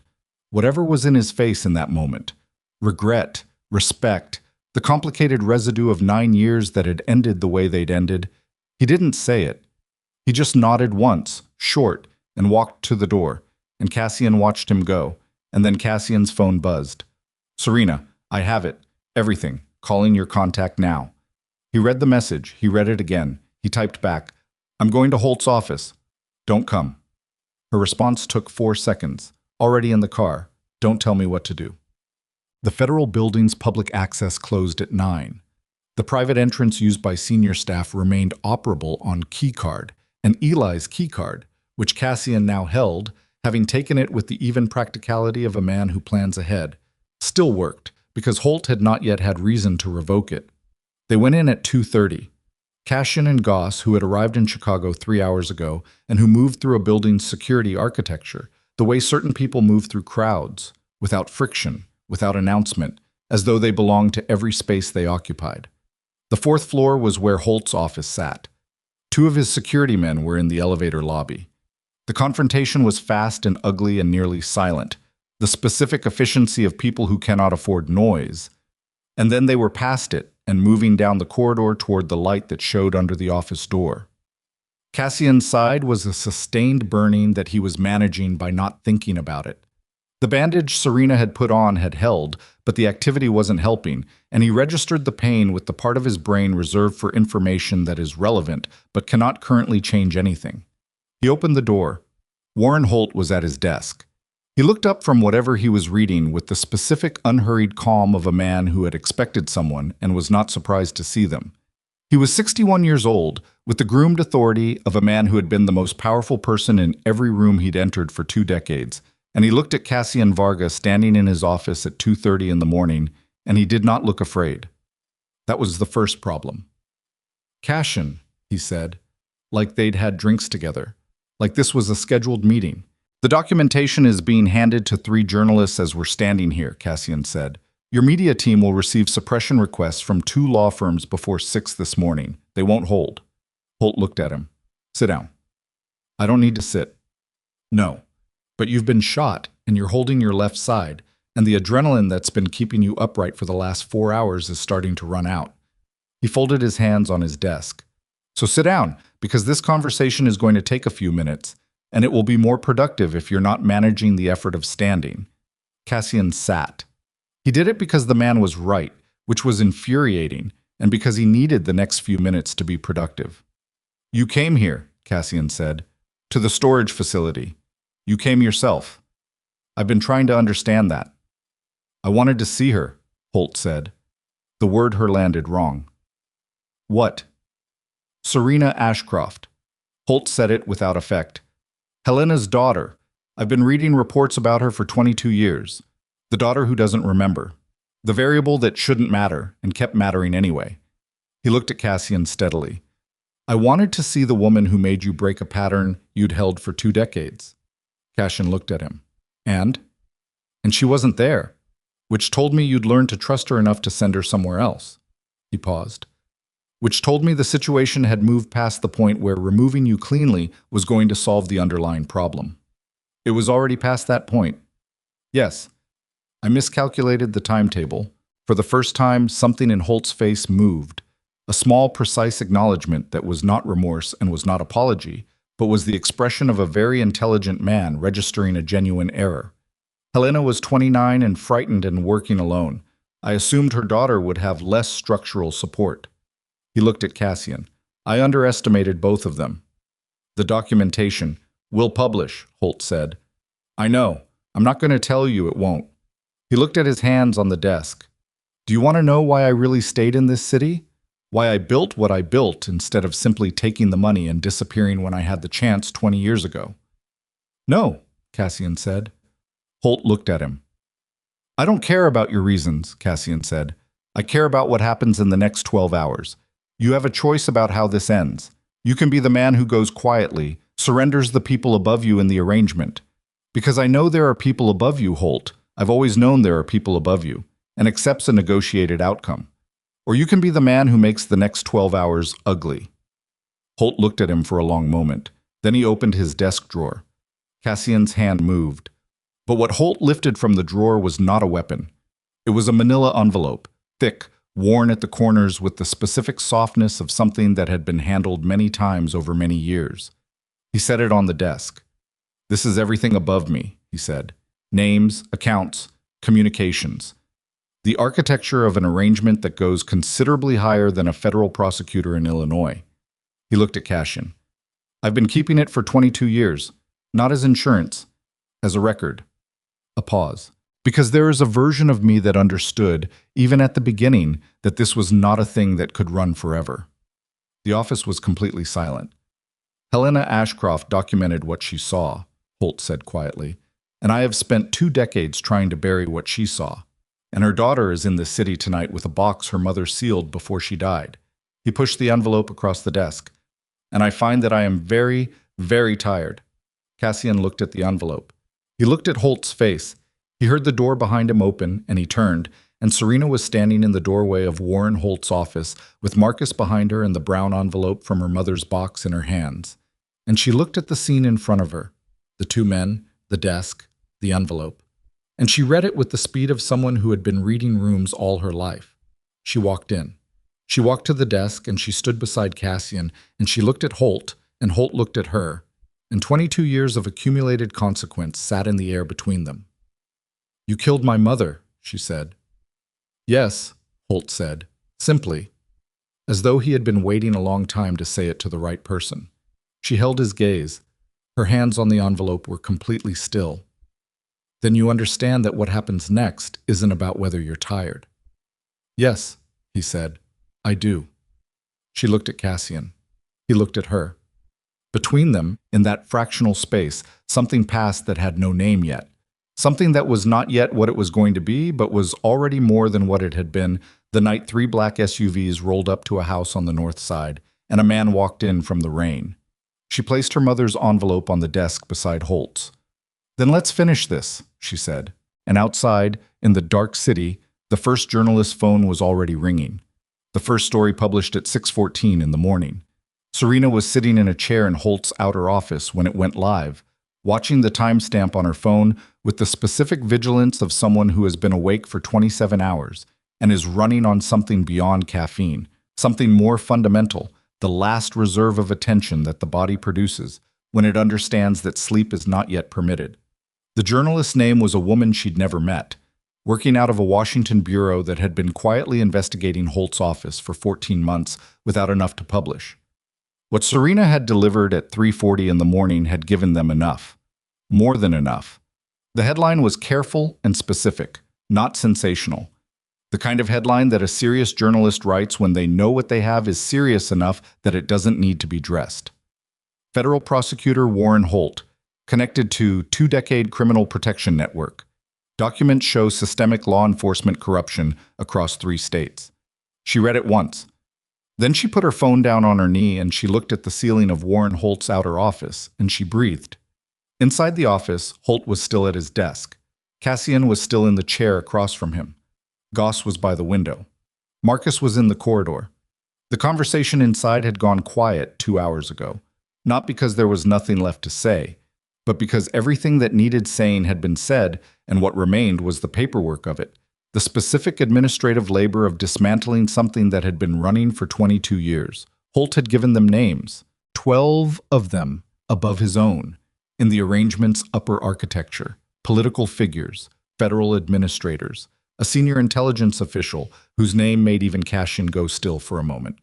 He'd given account numbers, communication records he'd kept on a private server that he'd built specifically to not be on any government infrastructure, which was either paranoid foresight or the specific insurance policy of a man who always knew this day would come and wanted leverage when it did. He'd given all of it without negotiation, without asking for anything in return. That was the thing Serena couldn't entirely process, sitting in the outer office as the city outside began its early morning. The fact that Warren Holt, the man who had arranged her mother's death, the man who had sent a car onto Michigan Avenue to kill her, the man who had built a criminal empire behind the face of righteous prosecution, had simply opened a drawer and handed over the architecture of everything he'd built. She was still sitting with that when the office door opened and Cassian came out. He looked like what he was, a man who had been shot and had not slept and had spent a night dismantling the thing that had been dismantling him for 2 decades. He sat down in the chair beside hers with the particular care of someone managing pain they've stopped mentioning because mentioning it no longer serves any purpose, and he looked at her. "He's calling his attorney," Cassian said. "He's going to surrender to the FBI field office in the morning. His own people, the ones not connected to the arrangement. He says there are 3 agents he trusts." Does he actually trust them, or is that the next layer? "I think he actually trusts them." A pause. "I think he's been holding a list of trustworthy people in his head for 20 years, waiting for a day he thought wasn't coming." She sat with that. "The marshal, Drayton. Being handled by Goss. He won't be at the building by the time Holt's own people arrive." He looked at her steadily. "It's not clean. It's not going to be clean. There are names in that envelope who will have the resources to contest, delay, negotiate reduced exposure. Some of them will succeed." He paused. "But the structure is broken. The arrangement runs on the assumption that no one can see the whole picture. Now 3 journalists in 3 cities have the whole picture, and every name in it knows they have it." She nodded. She understood that this was not a movie ending, that the ending of a thing this large and this old was not a door slamming, but a building developing structural faults, slow and irreversible, the kind of collapse that takes months and involves lawyers and congressional hearings, and will be reported in newspapers for years. She understood that, and she accepted it, because the alternative, the version where it all ended in a single clean moment of justice, belonged to a different kind of story than the one she'd been living. "The second story published," she said, "and the third will by 7. "I know." He was quiet for a moment. "Your father." "I need to go to him." She looked at her phone. He's been sitting in his house since 2 in the morning, knowing something happened and not knowing what. I'll take you. You need a hospital. After. She looked at him.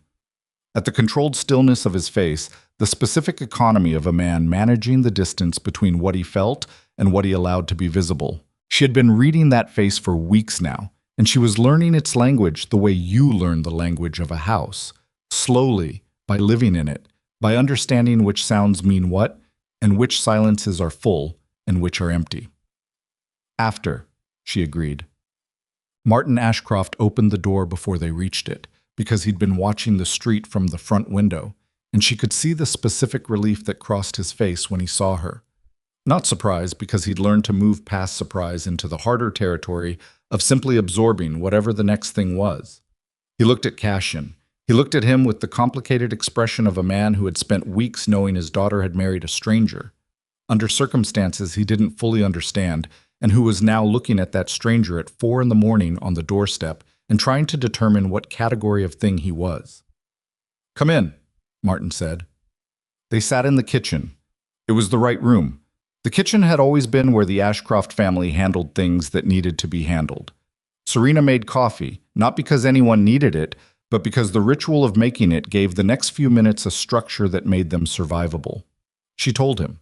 She started with her mother, and she didn't stop until she reached the office where Holt had opened a drawer, and she told all of it as cleanly and directly as she could, because her father was a man who had spent 22 years with a grief he'd always suspected was not entirely natural, and he deserved to have the suspicion resolved into something he could hold clearly, however much it cost.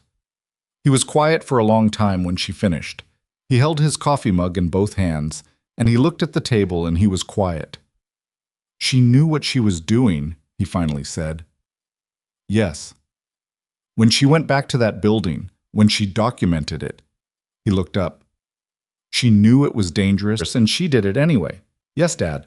He nodded, slowly, with the particular rhythm of a man processing something that changes everything behind him, but not the fact that he is still sitting at a kitchen table, still alive, still present in the forward motion of time. "She was always like that, even before I knew her. She told me once that the worst thing she could imagine was witnessing something wrong and deciding it wasn't her problem." He paused. "I thought she meant it metaphorically." "She meant it exactly as she said it." He looked at Cassian across the table. Cassian, who had sat quietly through all of it, who had added 2 specific factual corrections and otherwise let Serena carry the telling, met Martin Ashcroft's gaze with the same directness he brought to everything. "You watched us," Martin said. "Yes." "For years." "Yes." Martin's jaw moved. "And the debt." "Fabricated. I'm sorry for how it was done. I needed a mechanism that would hold legally, that would give me standing to place Serena in a protected position without triggering the kind of attention that would have put her in more danger." He paused. "There were cleaner ways I could have handled the approach. I chose the one that moved fastest. I'm aware that it cost your family something it had no obligation to pay." Martin looked at him for a long time. Serena watched her father's face do the work of a man who is deciding something. Not quickly, not easily, but with the full weight of his own experience and judgment and grief. "Helena trusted you," Martin said. "She did. She was a good judge of people. She was the best judge of people I've ever known." Martin Ashcroft nodded once. It was not forgiveness exactly, and it was not acceptance exactly. It was a man acknowledging a complexity that was too large for any single emotion and choosing to sit with it rather than resolve it prematurely. He looked at his daughter. "You're not coming back to the house," he said. It was not a question. "No," she said, "but I'm not far. Danny's going to need an explanation. I'll call him today." She reached across the table and covered her father's hand with hers. His hand was large and rough-palmed, and she had known the particular texture of it since she was small enough to hold it crossing the street. "It's going to be loud for a while. The news, people asking questions. You don't have to talk to anyone. If anyone comes to this door who isn't me or Danny, you call Rowan directly. I'll give you his number, and you don't engage." "I'm not afraid of reporters." "I know, but some of the people whose names are in these documents have private security and a strong interest in limiting what gets said publicly, and until the federal process is far enough along that those people are managing their own legal exposure rather than managing witnesses." She stopped. Just call Rowan. He squeezed her hand. Then he looked at Cassian again. You need a doctor. I've been told, Cassian said. The hospital on Diversey has a good trauma unit. I had my knee done there. Martin stood, with the particular deliberate effort of a man whose body had accumulated its years honestly. I'll get you the address. It was such an ordinary thing to say. The specificity of it.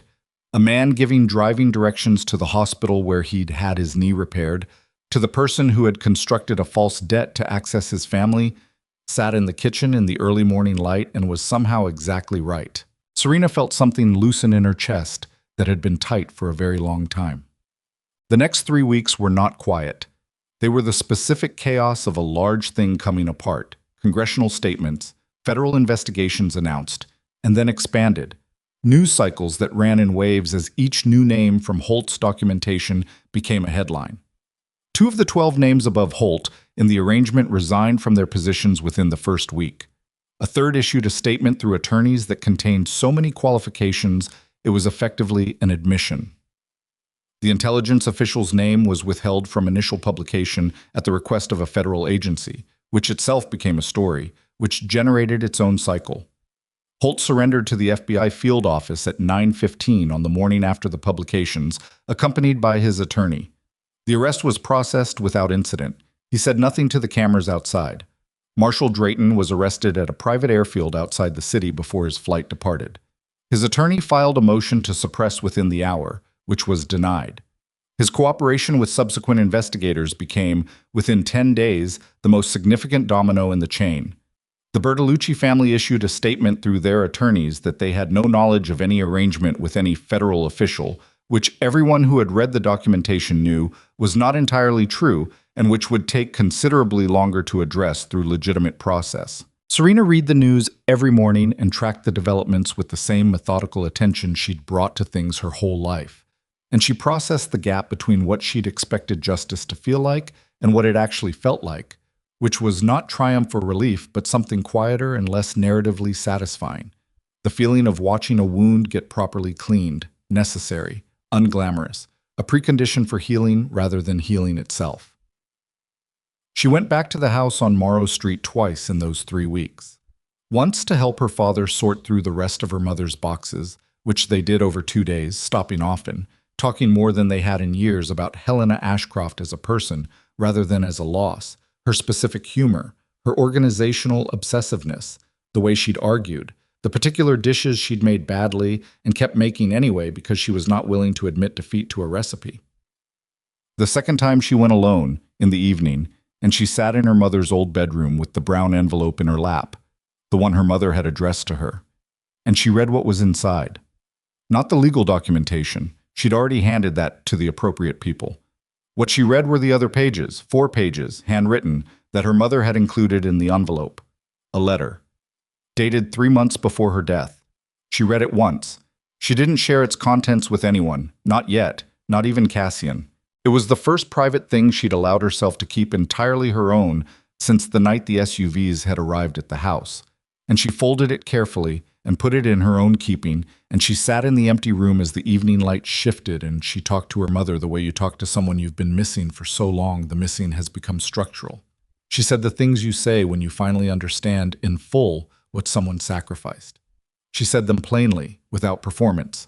She cried twice and stopped both times when she was done and didn't feel the need to manage how it looked because there was no one there to see it. Then she drove home.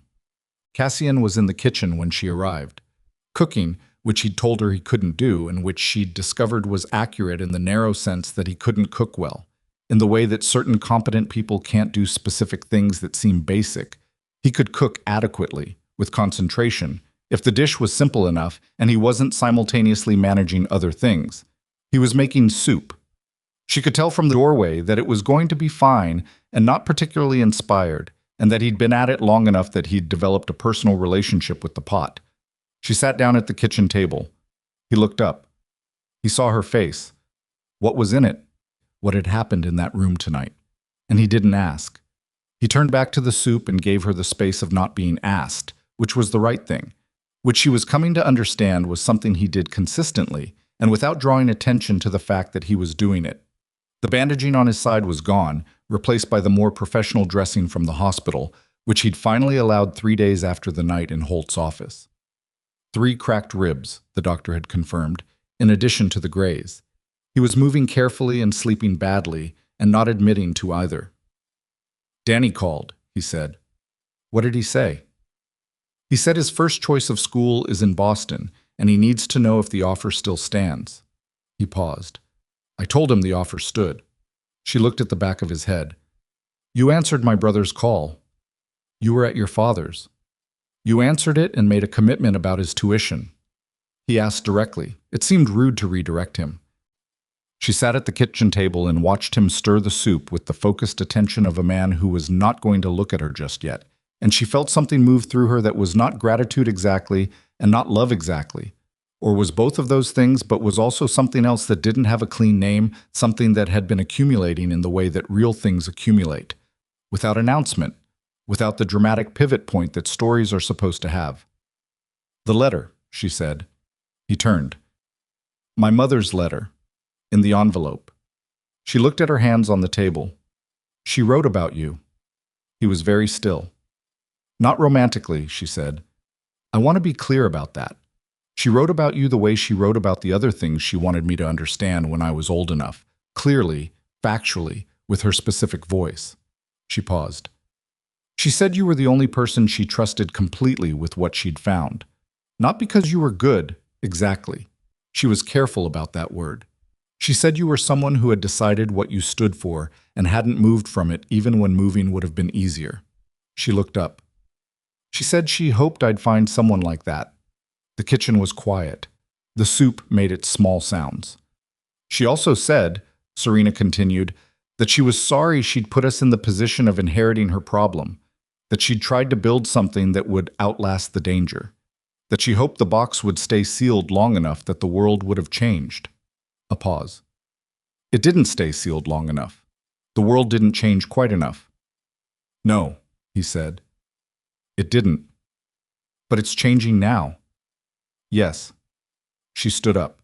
She crossed the kitchen to where he was standing at the stove, and she stood beside him and looked into the pot of soup, which was indeed fine and not inspired, and was also the thing he'd been doing when she came home because he was a man who, when he didn't know what else to do, attempted something practical. "Move over," she said. He looked at her. "I'm not eating soup that's been stirred that long without spices." She reached past him for the cabinet where the spices were kept, which she'd reorganized 2 weeks ago into an order that made sense to her rather than to Rowan's filing system, and she started doing what needed to be done. He stayed beside her. He didn't move away. They stood at the stove in the kitchen that had become, without either of them formally deciding, the center of the house's daily life. And she added what the soup needed, and he watched her do it, and the evening settled around them like something tired and earned. "The organization," she said. It wasn't a question. "The port arrangements are being wound down. 3 of the commercial properties have legitimate buyers, real ones. The political contacts who operated inside the arrangement are managing their own exposure." He paused. "What's left is legitimate, or will be with time." "What do you do?" she said. "With the time." He was quiet for a moment. "I've been thinking about that." "And?" "The legal infrastructure I built over 20 years is considerable. The knowledge of how arrangements work, how corruption hides itself, how the layers are constructed." He paused. "There are federal investigators who've been trying to map networks like Holt's for years without the right architecture of understanding. A consultant with my particular background." She looked at him. "You want to help the people who spent 20 years trying to arrest you. I want to use what I know for something that doesn't require me to keep doing what I've been doing." He met her eyes. "I'm aware of the irony." "It's not ironic," she said. "It's just complicated." She turned back to the soup. "You'll need an attorney who can structure it correctly, someone the federal side will find credible." "I have someone in mind." "Of course you do." She tasted the soup. It was considerably better now. "Rowan needs a raise." "He does. And Day needs time off. He's been pushing through that concussion." "I've told him." "Tell him again, clearly, in writing if necessary." She put the spoon down. "The garden?" He looked at her sideways. "In the spring," she said. "The bones of it are good. Whoever designed it knew what they were doing. With the right work, it could be something worth sitting in. He was quiet for a moment. Then, "You're thinking about staying." "I've been staying," she said. "I'm thinking about the garden." He looked at her profile. She felt him looking, but she didn't turn because some things were better addressed in parallel than directly when you were first finding the language for them. "I didn't bring you into this under clean terms," he said. "No." The original conditions were coercive. They were. Serena. She turned then.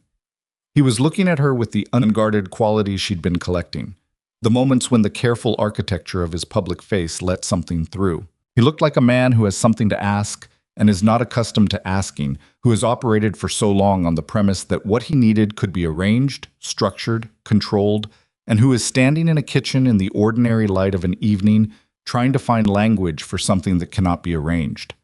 "I know what it started as," she said, "and I know what it is now.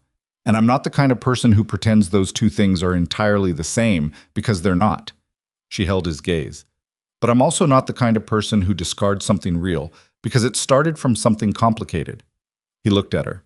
He held the look long enough that the soup made a sound that required her to turn back and address it, and she did. And he stayed beside her. "I'd like to start over," he said. "Properly." "We can't start over. We have 3 months of history that can't be undone." She glanced at him. "We can start forward." A pause. "Yes," he said. "That's what I meant." "I know," she said. "I just wanted to say it right." The old debt ledger, the fabricated record that Cassian had used to access the Ashcroft family, was the kind of document that in a legitimate business would have been filed and eventually purged. It had never been a legitimate document, which meant its disposal was not a matter of paperwork, but of choice. He burned it on a Tuesday evening in late March, in the fireplace of the study that had been ransacked and quietly repaired in the weeks after, the shelves restocked, the desk righted, the files reorganized with a precision that was not Cassian's alone. She'd helped, not because he'd asked, but because the study was starting to be a room she used too, for the work she'd taken on helping a documentary journalist compile the broader context of the arrangement's history. She was sitting in the chair by the window when he lifted the ledger from the desk drawer and looked at it for a moment. She watched him look at it. She understood what he was holding, not just paper, but the specific architecture of a lie that had been necessary and had cost something anyway. He put it in the fire. It caught slowly, the way old paper does, and then quickly, the way all fires find their pace, and the pages went to ash in the unhurried way of things that have waited long enough for their ending. She stood up and crossed the room, and she stood beside him watching it. His hand was at his side. She reached down and she put her hand in his. He turned to look at her. The fire reflected in his eyes, and his face was not performing anything.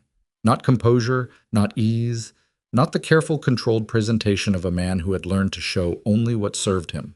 He looked like a man standing in his own study at the end of a long thing, holding the hand of a woman who had come into his house under coercion and had stayed by choice, and had, in the process of surviving what they'd survived together, become the clearest thing in a life that had been full of necessary obscurities. The ledger finished burning. The ash settled. Outside, the March evening was still cold, but the garden's bones were there. The structured framework of something planted deliberately, waiting for the season that would show what it could actually be. "Danny gets his acceptance letter Thursday," she said. "How do you know?" "He told me. He said the tracking number on the portal updated." She paused. "He's going to call you when it comes. He asked if that was okay." Cassian was quiet for a moment. "Yes," he said. "That's okay." She squeezed his hand once. He squeezed back. The fire was down to embers now, orange and diminishing, the last of the fabricated debt turning to something that would be swept away in the morning and would leave no record of having existed. Outside, a car passed on the quiet street. The front gate's quiet operational hum was the same sound it always was. Not a sound of imprisonment, she had learned, but simply the sound of a perimeter maintained, which is a different thing entirely. Her mother had written, in the letter, "I hope the box stays sealed long enough that you never need to read this. But if you're reading it, I hope you understand that I did what I did because the alternative was deciding that what I saw wasn't my problem, and that was never something I could do. I hope you can't either." She couldn't. She'd established that. She stood by the dying fire in the study of a house that was starting to feel like something she'd chosen rather than fallen into. And she thought about what it meant to build a life from the material that was actually in front of you, rather than the material you'd planned on. And she thought the answer was probably that you built it the same way you built anything real, imperfectly, with full attention, without waiting until the terms were clean enough to start. The embers went dark. The room was quiet. Outside, the city continued in its permanent rolling motion. The port and the courts and the streets and the apartments where ordinary people were sleeping or arguing or making dinner, the whole enormous complexity of it carrying forward as it always did, indifferent to the specific histories that had just been closed or the futures that were, without announcement, beginning. Cassian turned from the fireplace. He didn't let go of her hand. "Are you hungry?" he said. It was such an ordinary question. "Yes," she said.